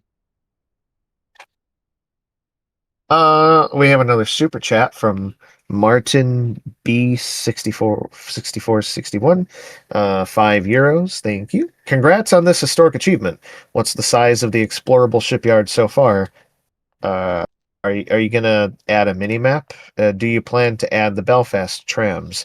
In terms of the size, it's pretty much what we've been exploring. Like all the sheds, it's this yard. It's the gantry with the two slipways, and the area that's immediately adjacent to it with the plate racks and all that. And then it's the plating shed next to the gantry. It's the general store. It's the cabinet shop next to the general store. It's the main offices with the two drawing rooms, and it's the joinery shop and probably the mold loft. And it's basically the gantry and the stuff surrounding it. And there will be a future time way down the road where we'll have the fitting out wharf and the dry dock, but that's once the ship leaves the gantry. And I think the idea is you'll be able to like walk between the two locations maybe or something like that. There may even be a time where we even further down the road where we have like, I don't know, maybe the engine shop. That would be cool. But that stuff is not anywhere near a priority right now. Our priority is this area, to have this, and for you to walk around and see all this stuff from the ship. Mini map? I don't know actually. I don't know. James would probably have a better idea about that. Because I know we were exploring that for Project 401, but mini maps are kind of difficult to deal with. But for this, it would be interesting. But yeah, Belfast trams. Yes, actually. Not to ride them, at least not at first. But I would love to. We did have somebody way back in 2021 who made the Belfast trams, so we already have them. We just I would love to bring them in here and just have them chugging along on the street. That would be nice. Now we have another super chat from Buy Furious One, 199 €. Where is place for employees to take toilet? I mean, there would have been several locations around the yard. I mean, in the offices there are several bathrooms. I think Matt even wanted me to make one just to have a reason to use some stuff from the ship for like toilets. And like they had the bath tile. I have on my shelf next to me. I have a bath tile from one of the offices in the Harland and Wolff office. Yeah. Oh, Derek's here. Good. But Matt, if you look at the other plating shed that's across from the main plating shed, you Getting gotta off the leave the ship. ship. Getting off the ship. Yep. The other plating shed that's across from the main plating shed. The one that you had. This one. I think I'm going to. Yeah, it also has an interior, but the Yeah, plan is not to have that open Right. anytime soon, if ever. Maybe if we need more space for displaying things, but all right. So you can stop pretty much at the front. You see that thing that's kind of sticking out the front? I'm gonna be rotating around, but I'm back at it, Kyle. So you can talk about it. Yeah, the kind of structure on the front. My understanding is that is toilets, like a bunch of toilets. So that's one of the places they could go to for that. That's a stinky area. And when the ships were launched and went to the fitting out wharf or the dry dock, the fitting out wharf anyway, they had portable toilets installed on the poop and forecastles to where the workers would go in. They'd hang over the side. They'd poop in the water. Yep. They do. And they also had business other... in the over the water. There's a polite way of saying that. Yeah, and they had a few other locations where they would put toilets, but yeah, they just built them wherever they could. And we have another. I've got. I heard it. Discord digging. And the irony was it was me sending a message. So. We've got another super chat from Neuronic Archive. Is that what I think it is? $5 USD. Shout out to all the Patreons keeping the project funded. THG before GTA 6. I mean, at this rate, yeah. Our alpha release anyway. Yeah. Not the alpha release. If they keep delaying it, then yeah. I mean, that's fair. Imagine playing a video game. Imagine delaying anything. This stream is right on time. What do you first try? Too, yeah. Oh, what was the reasoning behind that? I messed up and tried to. I didn't get the build done on time, and there was more stuff that needed to be fixed anyway. So yes, that's all. And it was good that we did that too, because we got to have James on this. He wouldn't have been on it initially. So yeah. We got another super chat from Rilhun. I don't know how to say your thing, but SEK 100. Thank you very much. I don't know what Swedish. I don't know what that is in USD, but yeah. Is it possible to in the future launch the ship in the alpha itself, or is that too difficult and or time intensive to implement? We don't have any plans for that right now, certainly, but I think there is sort of a egg of an idea that maybe at some point it would be cool to kind of animate the launch like we have for the like what Jack did in his videos, and then you could just like run up to the dock next to the gantry and you could just watch the ship launch. It's possible, but it would need to have limitations, I think. But it's not. It's something to consider for the future. But like when the ship is ready to launch, certainly, like when we're done with the structure itself. So, but right now it's not a concern. Raw lion. It'd be neat, but yeah. And the NPCs. I know I have to mention again that this is not like the official builds. The official build is what's on Perforce. It's like the shared thing that the different team members can work on. This is the build that's like more that I mess with when I'm adding stuff and testing things out. And so it's got a lot more jank. It's got it doesn't have the features that Tyler's working on, and so yeah, it's not as which are pretty nice. cool features. even if they're not, like what are some of the other things that he's working on that we could discuss quickly? Yeah, I For like wanted to give a, I 10 more wanted to, minutes. I wanted to give, yeah, I wanted to give a shout out to Tyler, Tyler Kortke. He's one of our programmers, one of our main guys working on the the project on the engine side and all that. And he is so talented. Like sometimes we'll ask him if it's possible to do something like, oh, is it possible to, I don't know, do customization on your player character walking around the yard? And you would think that that's too much or something, or that's insane. And then like the next day he'll pop up, oh look, I did it. And it's like, oh, okay. And so yeah, he's working on all kinds of things. I mean, yeah, he's got a more refined UI and menu stuff going on for like doing the weather and changing settings for that. It's more refined than what you got here. Oh, Matt, don't go back here. This is all bad. I wanted to look at the ships from afar. Oh, okay. There's going to be a limit to how far you can go. Like there was a fence back here, I think, that kind of stuff. But yeah, and oh, this is such a fun view, especially when it's snowing. Yeah, I understand what you're saying. Everything is more fun when it snows. But yeah, so Tyler's working on that. He's got functioning ladders for when you're up on the gantry and you want to get to the cranes. And what else? I mean, he's like this the NPCs. You'll notice they're very janky. Of course, there's more work that'll be done on like their logic and stuff like that to get them to be a little bit less. Meh. But he after just a few days of him getting a hold of like the because the NPCs are using like functions and stuff that are from the Fab uh workshop, whatever you want to, marketplace, whatever it's called now. And we didn't make it all ourselves, the logic. No. So yeah, like there's animations from Fab that we want to put in the NPCs, yeah, like construction worker stuff and everything. Yeah, like it's we make most of this stuff ourselves. Like we're not an asset flip or anything like that.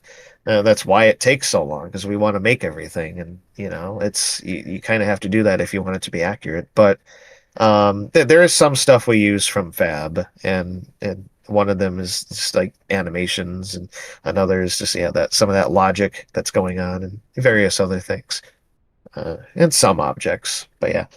Um, but yeah, so Tyler, after just a couple of days, he came back and was like, "Oh yeah, I got the NPCs working with like sorry, I was getting a dry throat. We got the NPCs working now with like all these they can walk up.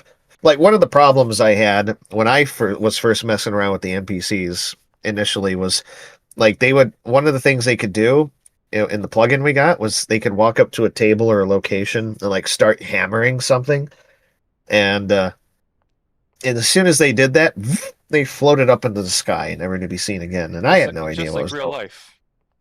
Yeah, and then but within like a day of Tyler having his hands on this stuff, looking at the NPCs and all that, he figured out how to fix it, and I was like, wow, that's why am I touching any of this? Yeah, so that's another thing, I'm sure he'll figure out all kinds of stuff. He got the NPCs also to open doors, and so they can go through the offices and things like that. And what else? He got the sound working properly for the music. So the idea is there's going to be a music track to this. I know it's been quiet. You haven't at the start of this video, you heard one of the tracks. There's going to be one track for walking around the offices. There's going to be one track for the exterior outside when you're walking around during the day, and there's going to be another track for at night when you're walking around outside. And the cool thing is you don't have to wait to listen to that music. My understanding is it's all on Spotify right now. If you look up Anthony Castellana and Titanic Honor and Glory, you can go listen to that music now for all the music that'll be in this alpha. So yeah.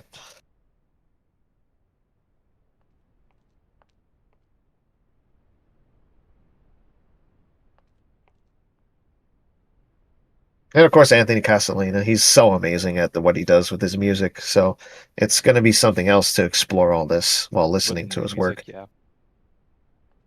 And as for Tyler, what else is he doing? What else is he doing? He's done so much, it's hard to keep track.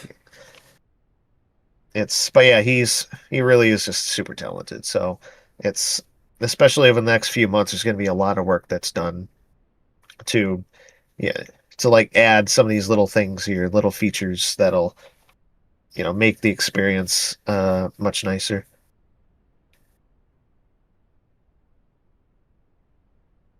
I'm just standing here listening to the snowfall and looking around. It's quite nice.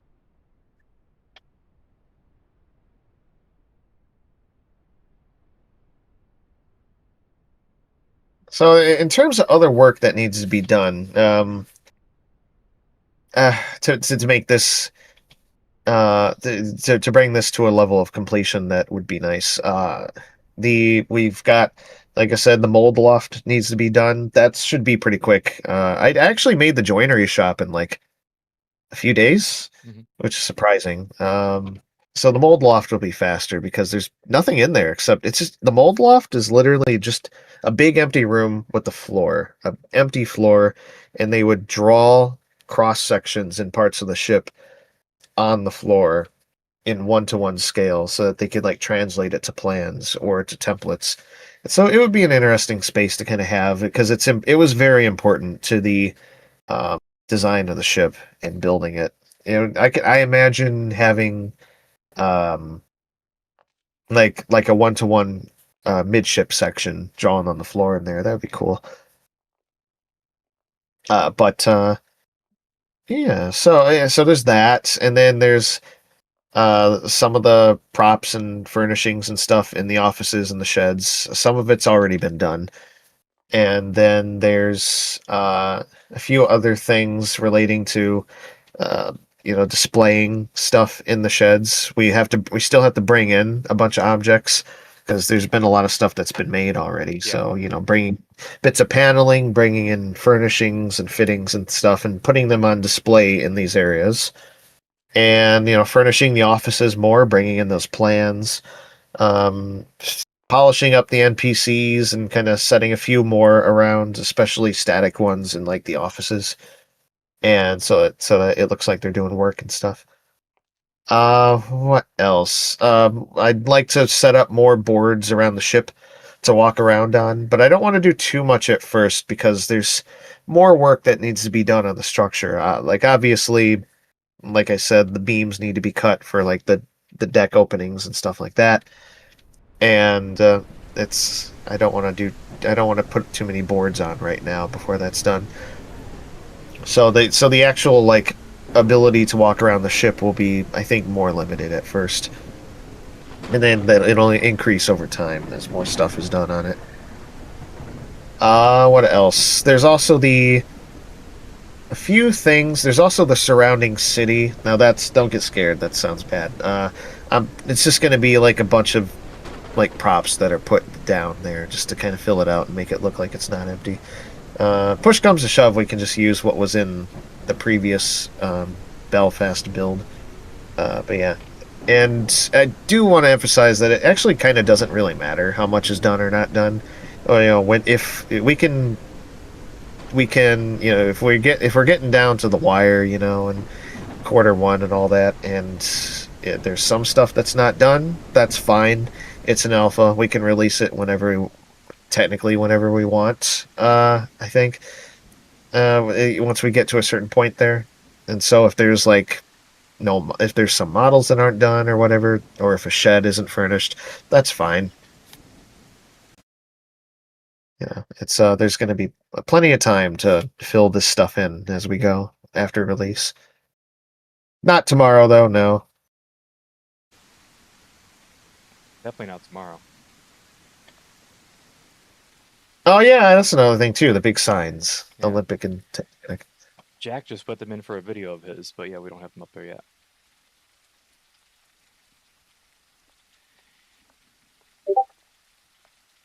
So yeah, that's pretty much the whole kit and caboodle right now.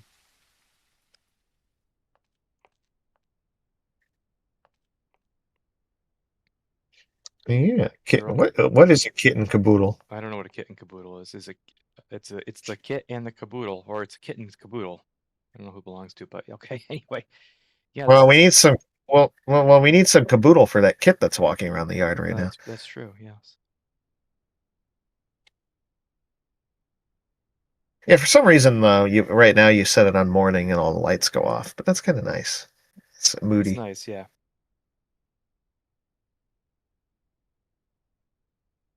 Let's see. Any word on Project 401?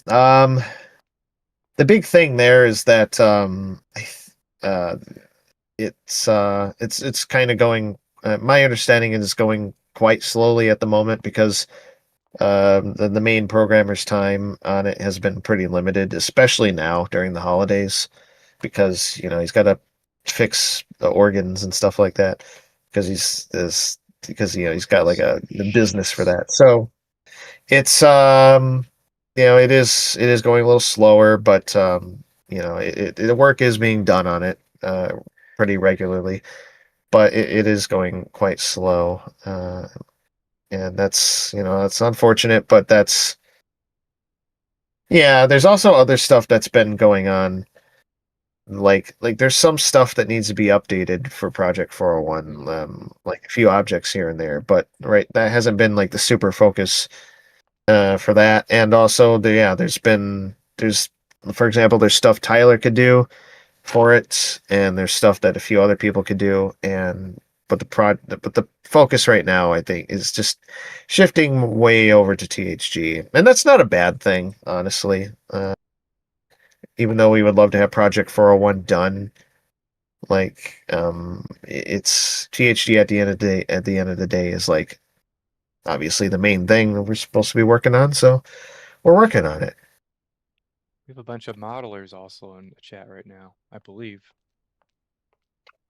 Or 2 modelers I saw pop in.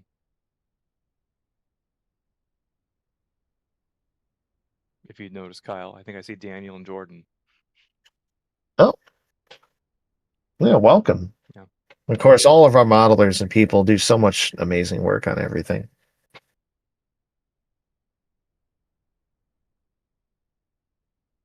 We do not have a release date for Project 401. We are not going to announce that until we are very sure of something. Like we have, regarding the release date for THG, we have something in mind, but until we know it's thumbs up across the board, we're not going to say like yes when it is until. Another important note about Project 401 is that, well, again, we would love to have that done as soon as possible. Again, we should prioritize work on THG, and as Derek said there in the chat, but also, I mean, it's kind of already out. I mean, you got Project 401 is just demo 401, but with some sound effects and some different night modes and stuff, and like some different like time modes and a few other things. But I mean, you can explore all of that right now for free with demo 401, and it's keep you tied it over or whatever until then. And pretty soon the alpha will be getting releases, and the plan for Project 401, no syncing mode, but I believe we would like to, if possible, we've discussed having like snapshots of syncing scenes, which would be like a static, like maybe you have a room, it's slightly at an angle and it's static, and maybe there's water at a static level, and it's just that, like it's a snapshot of a stage in the sinking for a specific location. Just it'd be environmental and all that, just to give it a feel for what it's like to be in a place that's sinking. But I don't think nothing more than that, and that's if that happens. I believe we've discussed that before as a potential thing.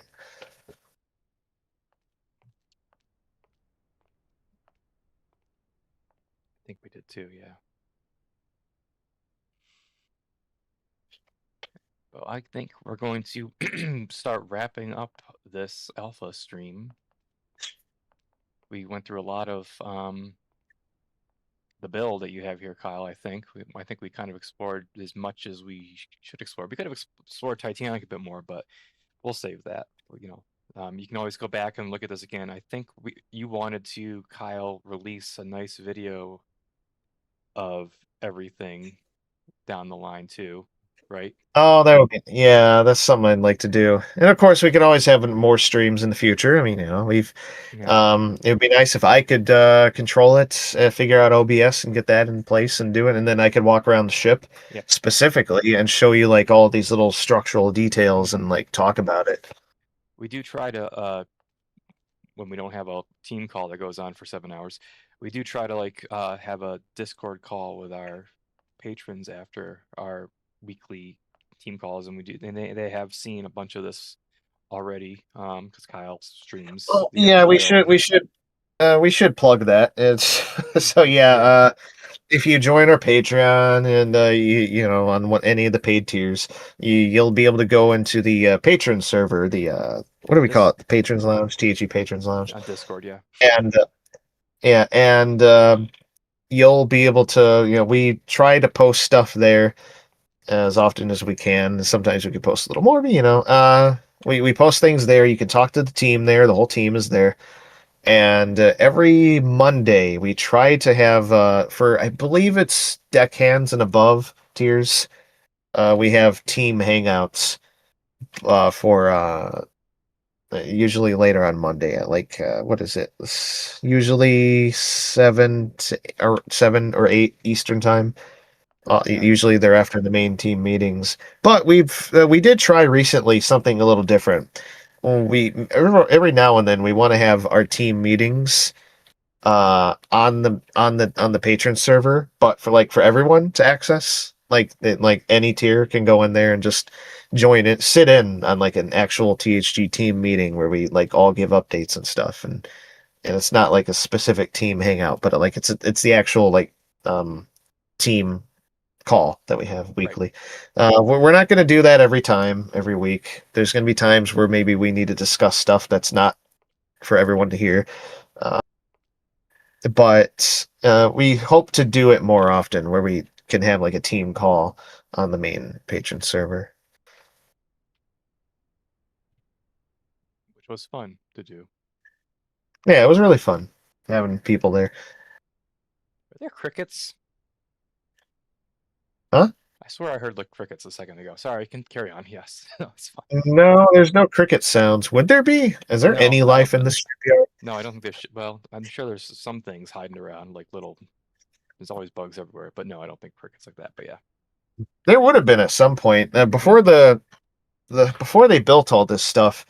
The Queen's Island, the area where the shipyard is, it used to be smaller, and the Harland and Wolff Yard was confined to like a small square area on one part of the island, and the rest of this was like, I think, green land. And there was actually in an area around the middle of the gantry, about where Titanic is sitting, there used to be this big crystal palace, this like green, what do you call that? It's like a greenhouse. It was this beautiful building. It had like a dolphin fountain inside and all that. And then that got torn down and everything got torn up so that they could build the shipyard and expand it. Yeet. And yeah, we've got Diana here. I always forget that she's over here. Oh yeah, that's another thing too. I completely forgot. We want to allow you to like pick up and inspect objects, and honestly, we kind of debated it, but I think we'll let you throw them around too. Yeah, I can't Because throw why her. not? I can't throw her right now. I'm trying to. Yeet. Oh, you need to. You just gotta let her go while you're moving the camera. Oh, yeet. You can yeet her. Like if you twist around really fast while letting go, you can yeet her off. This is like what happened to her in real life. Oh, yeet. But oh, and it's gone forever once again.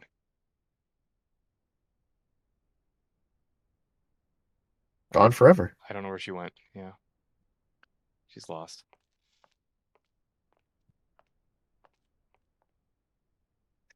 Oh, there she is. Found her. Yeah. Okay, good. All right, Oh. good. Oh, I found her again for another time. Yep.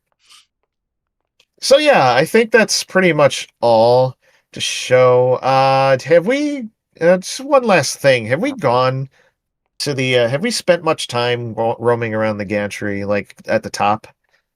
Maybe Only even me, trying yeah. to get. maybe even trying to get on a crane. Maybe we should do that as a last thing. Sure. We could change it to daylight, So we can see. just to get a better look.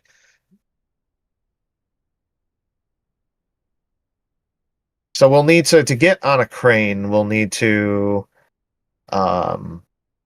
we will need to Oh, I hate it up here. get. Yeah, we'll need to It's go doing all the way fine. to the top. You'll be those overhead cranes is what we're aiming for. In the final like build, there will be the ability to climb the ladders to get on them. Tyler already worked that out, but it's not in this build. So we need to go up further. That stair there, you see? And then we need to go to the center. And then just walk down and you'll have to jump up on you have to walk down further.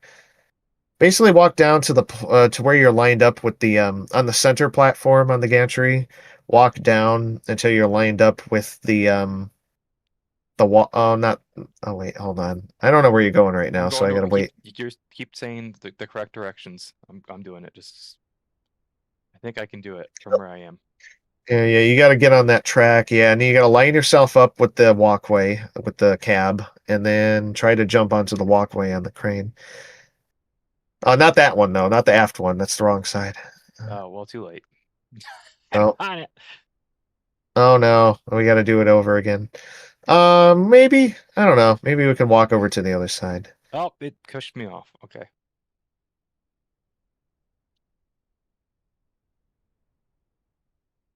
I definitely got to figure out OBS. It'll be Much easier, yes. Oh no. Well, that's it. Good night, everybody. I fell down. yeah. Uh-oh. Yeah, I fell. Story of my life. I'm back at Diana. You'd be surprised how many pictures there are actually of this. So the work to build areas with no pictures. There's pictures pretty much of all of this. Like I was able to build the gantry based on a whole bunch of photos that are available of like the ships under construction, and that was before I found even bigger archive of photos that show more of the gantry. So there's a lot of data that's available. Yeah. Although for the sheds, there are very limited photos. It's only like one or two. There she goes. Oh. I threw her far this time. And one more thing, you'll see those other gantries, those crane things off in the background. There's 3 of them.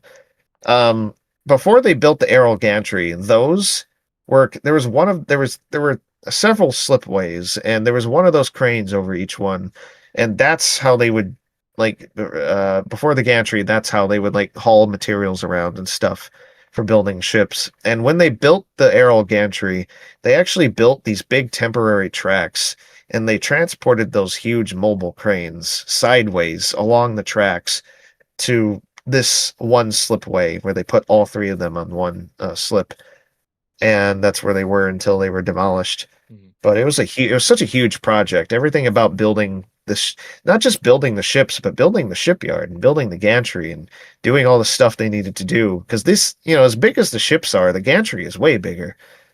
It's a huge thing. Right. And it was this huge engineering project that they had to do to get the ships built. I mean, just to clear the space for the gantries was a huge engineering project in itself.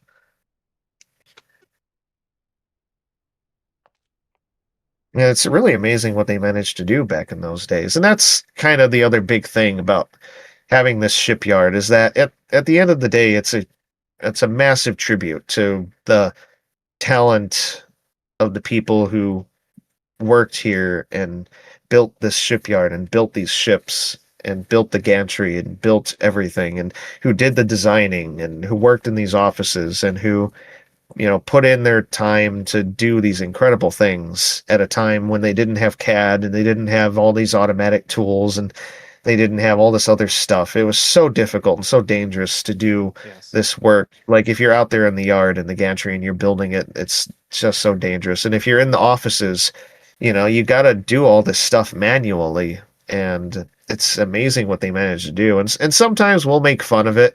Like if you look at the iron plans that we're drawing, sometimes there's weird mistakes, and it can be funny sometimes and frustrating because there were other shipyards who made better plans, honestly. Mhm. Like there are plans of Lusitania that show every light fixture, for example, and you don't get that with Harland and Wolff. But despite that, they did incredible work in designing these ships, and I don't envy having to do that without CAD and the modern tools that we Yes. have. Hide in this cubby.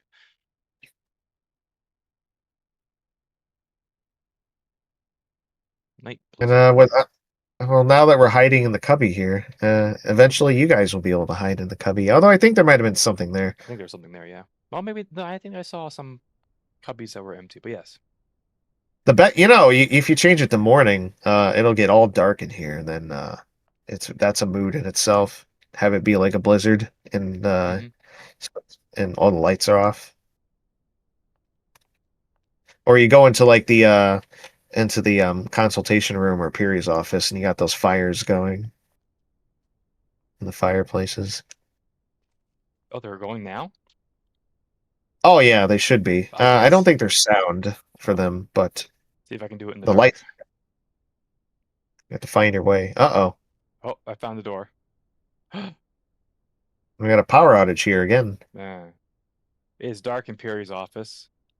It's pitch black in Uh, Andrew's office. oh yeah, it's dark and Andrew. Oh wait, it shouldn't. Oh, It is. that's weird. Why are those off? Oh, that's annoying. Oh, maybe they did. Yeah, I'm not gonna. Yeah, I'll have to figure that out later. But yeah, um, yeah, that's gonna be fun though. Just walking around this and getting that kind of those vibes going because it is very fun. I didn't when I first started like working on the shipyard. I didn't realize how fun it just is to kind of be here and Mhm. walk around. Let's see. Oh, we got one more super chat, which might be the last one here, the stream. From Zero Hero 94, 4.99 USD. Thank The you. lights aren't coming Will on we now. be a will we be able to interact with objects such as turning lights on and off, opening and closing doors, or picking up items? Yes, you'll be able to pick up items here in the alpha. If you saw earlier, Matt was throwing the Diana statue around. Yeah, So sorry. you could probably throw them around too. You can open and close doors as you've just seen. Matt just did it. If he wants to do it again, he can. And as for turning off lights, I don't see why not. That actually hasn't been a thing so far, but we could throw in a light switch and you can turn them Mhm. on and off. Tyler, that'll probably take like 2 minutes for Tyler to set up. But yeah.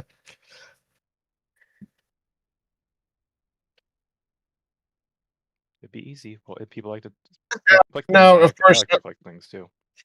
Of course, that's talking specifically about the alpha here and like the shipyard. As for the ship itself, I'm not sure. I mean, obviously, yeah, it's going to be like lumen lighting and all that, so you can open and close doors, and it should all be the same pretty much, with the possible exception that maybe you won't be able to like just pick up any object, or stuff like that. The reason you're able to pick up objects here in the yard is because it's you want to be able to like inspect them and have a bit of fun. And you can have more fun here in the shipyard than you can on the ship itself For now, yeah.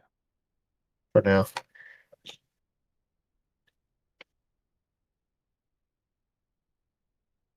Will the game have Steam Games. Workshop access? No, because there's no custom content for it or anything.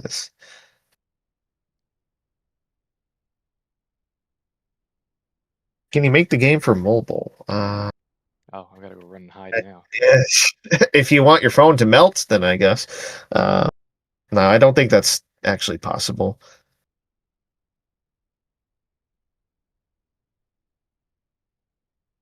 Turning it one last time, looking at nighttime.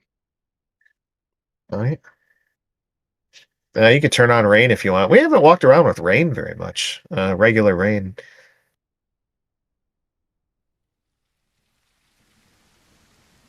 It's fun to let those puddles form, and then you can just like, oh yeah, this is a mood too, like turning on rain and just walking around. And Matt, if you look at one of those paths going up to the gantry, you can see there's puddles that form in the dirt and the mud.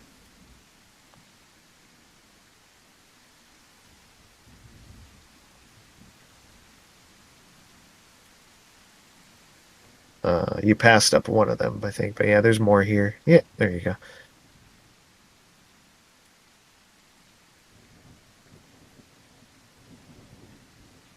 The one thing is that the NPCs don't respond to the weather. So if it's snowing, uh-oh. If it's snowy or rain, oh, he's coming. Yep. Oh Lord, he coming. He's like, what are you doing here? But yeah, the NPCs don't respond to the weather, which is maybe Tyler can work something out there where they pull on an umbrella or something, but I don't think that's necessary really.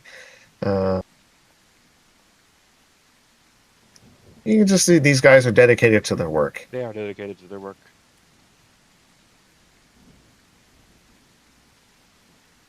That's one good way of putting it.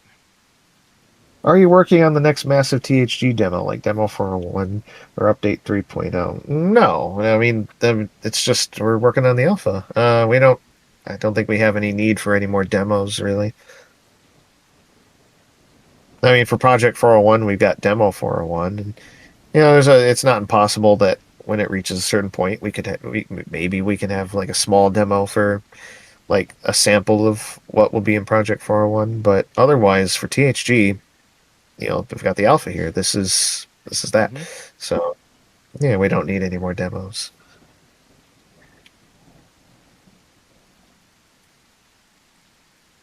That guy was really dedicated to his job.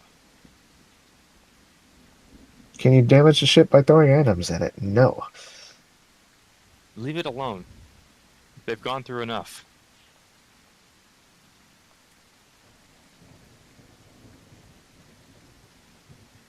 The ship builds itself, right? I wish.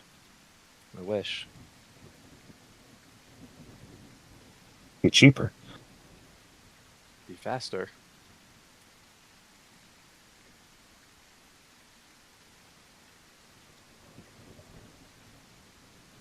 Yeah, we didn't. Kyle mentioned it before, but there is some trams that he's looking for adding into Queens Road, at least in the background, right, Kyle? Yeah, it's my initial plan for this was a little bit more ambitious. The idea was to kind of maybe you load in near the engine works and you maybe take a tram up to the office and get off. I don't think that's going to be happening. There's not enough time to do that. Maybe in the future for like a different down the road in later alpha. But the plan now basically is that you're just going to start in front of the office. And you won't be able to go out on the street or anything, but you'll have the people walking by, and you'll have trams kind of driving by. It'll be a nice environment to be in. Maybe a horse and carriage. Yeah, I don't know if they'll be moving. Oh, you know what? A random idea, just throwing this out here right now. It'd be cool if we could have the horses not pulling it, but just sitting there. With the big thing with the anchor on it sitting out front of the offices. Because it would be kind of replicating that photo that they took of the anchor, because that was taken in front of the offices. It was, yeah. But that's for later. That's for another Tyler day. But yes. Is the fitting out wharf going to be accessible down the line? Yeah, down the line, yes. I mean, it'll need to be by necessity. When the ship is out of the gantry and we're actually like filling it with stuff, like rooms and things, and the structure's done, we'll have it in a combination of the fitting out wharf and or the dry dock in that area.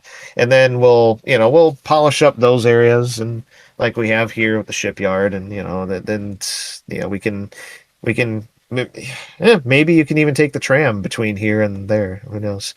Even though the tram didn't technically go all the way there, but still, that's for the future, of course. But for now, we are just focusing on this area of the shipyard.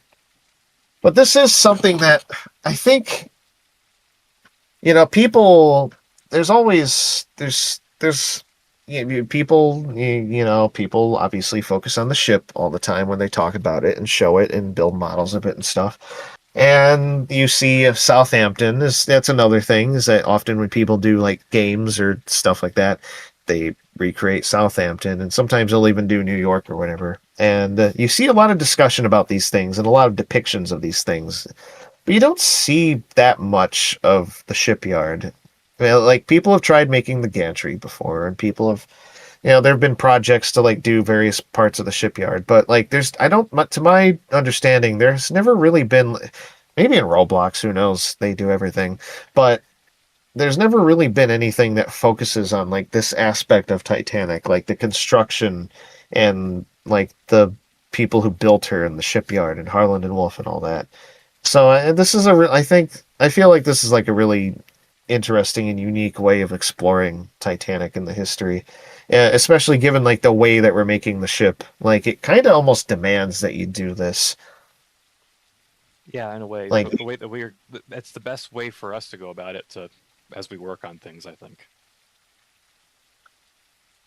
because it provides a lot of opportunities. You have a place out of the water where you can walk around the ship, and you have all this this gantry. You can access all these things, and it show in like you have this really detailed model that you can look at and be like, wow, this is what it was like being to be there on the gantry and like as a worker working on the ship. And you have all these places around here where we can put all the stuff that might need to wait a while before it gets put on the ship. There's a lot of fun things you can do with this. Oh yeah, definitely. And that is a big key thing here is it's fun. It's fun. Mm-hmm. We like to have fun. We have whimsy. Yes.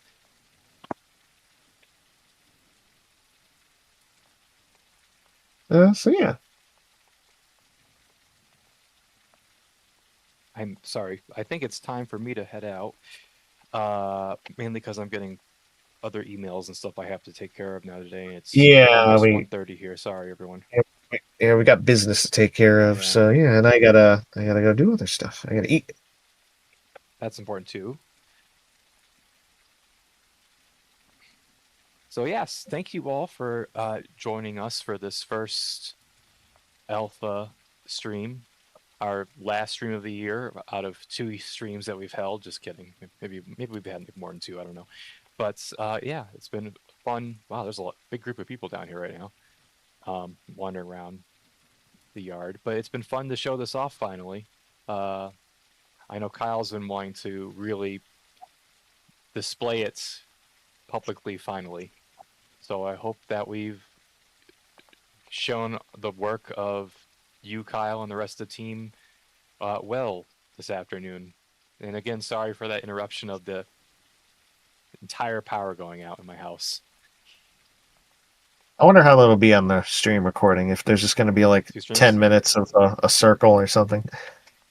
Yeah, probably. Or if it was on Twitch, it'd be the symbol of the guy with the head. But yeah. 2 last questions to address. One is, what was the other one? Will you be able to explore more of the ship in this alpha? I mean, what you see here is what will be there initially, and then updates will go out over time, or very early on for patrons, and then for the public as well. And just more of the ship as it's done will be added as we make it. Like that's like the main purpose of this alpha at the end of the day is to allow you to see the stuff we're making while we're making it without you having to wait until the ship is like done. Yeah. Like you can just see everything we're working on as we go. And some of that is going to be whip stuff that you'll see. And someone else asked, can we reset the updates on the Titanic hull as the build is going to progress? I think that is something we'd like to do. I don't know when we would do it necessarily, but it would be nice to be able to like turn back the time on the construction to where maybe you just want to explore the double bottom without all the plating on top and have fun looking at the floors and stuff like that, or just the keel. So that would be fun to do. That's definitely under consideration. Yeah.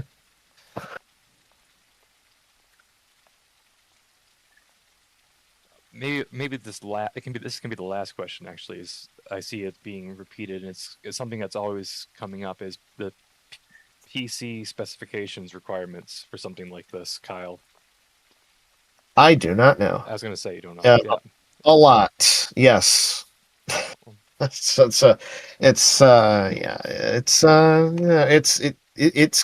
using, all the usual Unreal 5 stuff, and I'm sure that I know that can be a little controversial sometimes, but yeah, so that in itself kind of ups the requirements a bit, like just to use nanite and lumen, Oh yeah, nanite. things like. Okay, well, I want to find a better spot to look at as we end, but I want to just also say to everybody watching, I appreciate your patience again with that internet's entire power outage in my house, and the fact that I'm sick. So I've been kind of just letting Kyle go the entire time. So thank you, Kyle, too, for just being a trooper. And I guess if you were here earlier, James was talking about why we kind of do this stuff, and why I also like snowballed some of these things. And it's I know that in an ideal world where I don't know, maybe like this would all just be like you would just have the ship here on a flat plane, and all focus would be on just making the ship. And I know that there are people who are frustrated with the fact that we, not just with like we're doing the shipyard, but we as a team we do other things. We have our animations. We have Jack doing animations. We have Matt does deck plans, but that's a separate thing. And we have what else? We've got James has his podcast, and what else? What else we got? Geo has his own Patreon. Oh, the stuff, the stuff we do, like the recent thing with Poland, Armis T. This helps us. That kind of stuff. That stuff's important for us to do. Otherwise, we won't be able to do the other stuff. Quite a bit of it is important to do, like just to to help us a bit financially. But I'm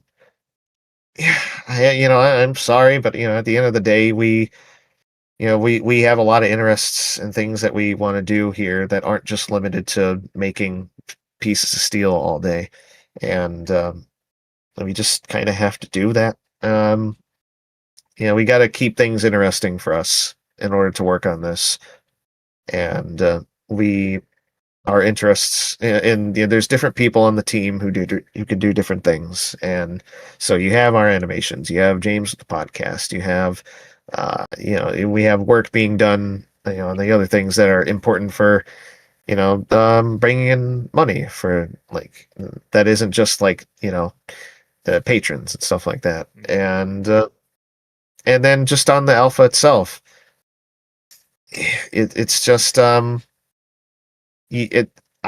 honestly, if you're walking around this, I think you'll be hard pressed to argue that this isn't the coolest Tekken thing that has ever been done in the world of Titanic games. And maybe I'm wrong on that, and I'm fine with being wrong on that. I think this is cool, and this is something that excites all of us who are working on this. And this is what we're doing. This is kind of how it is. We're getting there. It's going good. It's the best it's ever been, actually. Yeah, it is really important to note that the recent months especially have been some of the best probably in THG history. We have so many people working on so many amazing things, and that includes. I'm not just talking about the podcast and the animation stuff. I mean people working on the ship, actually, making all this stuff for the ship and everything, and the progress on the alpha, and the incredible things Tyler's doing on the programming side and all that. This has been some of the most productive months in a while. And we hope to carry that forward into 2026, and especially once the alpha releases. Full steam ahead as we go. Yeah, full steam. And I think that's it. And thank you everyone for, Mhm. of course, all the support over the years in general, but also this year and all your patience with us. Um, and obviously, if you're somebody who hasn't felt too hot about some of the directions we're going, I'm very, very sorry. But it's we hope that will the work we do will speak for itself in time. And just thank you to everybody for everything over this time and over this year. And we hope you've all had a great year and a great 2025. And we hope that everyone's 2026 will be even better. And yeah, there's going to be plenty of fun things to come. And of course, don't forget about the Queen Mary coming up. I think we announced that, right? We did announce that. Yeah, we didn't announce. Feels good. Yes, we did announce it. We're going back to the Queen Yes. Mary for the anniversary in that event. Hopefully, there'll be a bunch of THG people there to also give like little kind of lectures or whatever, and talks about stuff, and you can ask us questions in person, and we'll do our live stream anniversary at the Queen Mary as well. More details about that event later on. Yeah. Yeah, it'll be similar to what we did Soon. this year Yes, with the Queen Mary, but hopefully a bit more refined. It's definitely gonna be refined. I have big ideas, but yeah, so we got to discuss all that. We all have big ideas, so yes. All right, cool. Yeah, Yep. for more updates in the future, I mean, the best place to always go is our Patreon. We post And actual that's not updates to and make that's free updates we're too. not trying. Yeah, we're not trying to make it pay or anything. No, Like no. most updates are free on there, or Yeah. they're early Partially access for free, yeah. patrons, and then they go free. So Though you don't. patrons, yeah. Yeah, if you don't want to, you don't have to. But yeah, it's one thing I always say is if you don't, if you have issues with what we do or anything, you're not obligated to give us money. But Mhm. if you love what we do, then please, support us. But yeah. It goes all to the creation of what you're seeing here. And if you need to see if you want to see where our financials are, you can see my end of the year financial letter from the producer that I posted too. I feel like I went more in depth into it this year than I've ever done. So yeah, but this is all the fluff stuff that we deal with. I'm glad you're all were here for the real thing, which was looking at our alpha, which is coming out. Uh-oh, somebody says they can't hear you, Matt. Is Matt invisible? Can you hear Matt? I've been very quiet this entire stream. It's probably that's why, because I've been kind of just sick and things, so I'm not like screaming at the mic. I turned the mic up as loud as I can, but it still hurts my voice. So sorry if you can't hear me right Yeah, now. Explaining why you can't hear me. yeah. Matt's sick, and I've been nursing a headache, so you can't. Yeah. My mic is So up. well, we had to do this stream, so Yeah, we want to do more like this, so we will. Yeah. So yeah, thank you everyone for joining us for this, and hope the last few days of your year, last one day of your year is amazing. Yeah. And we'll see you in a year. See you in a year. See you next year. See you next year. Happy New Year, everyone. Happy New Year. Thanks again, everyone. See you.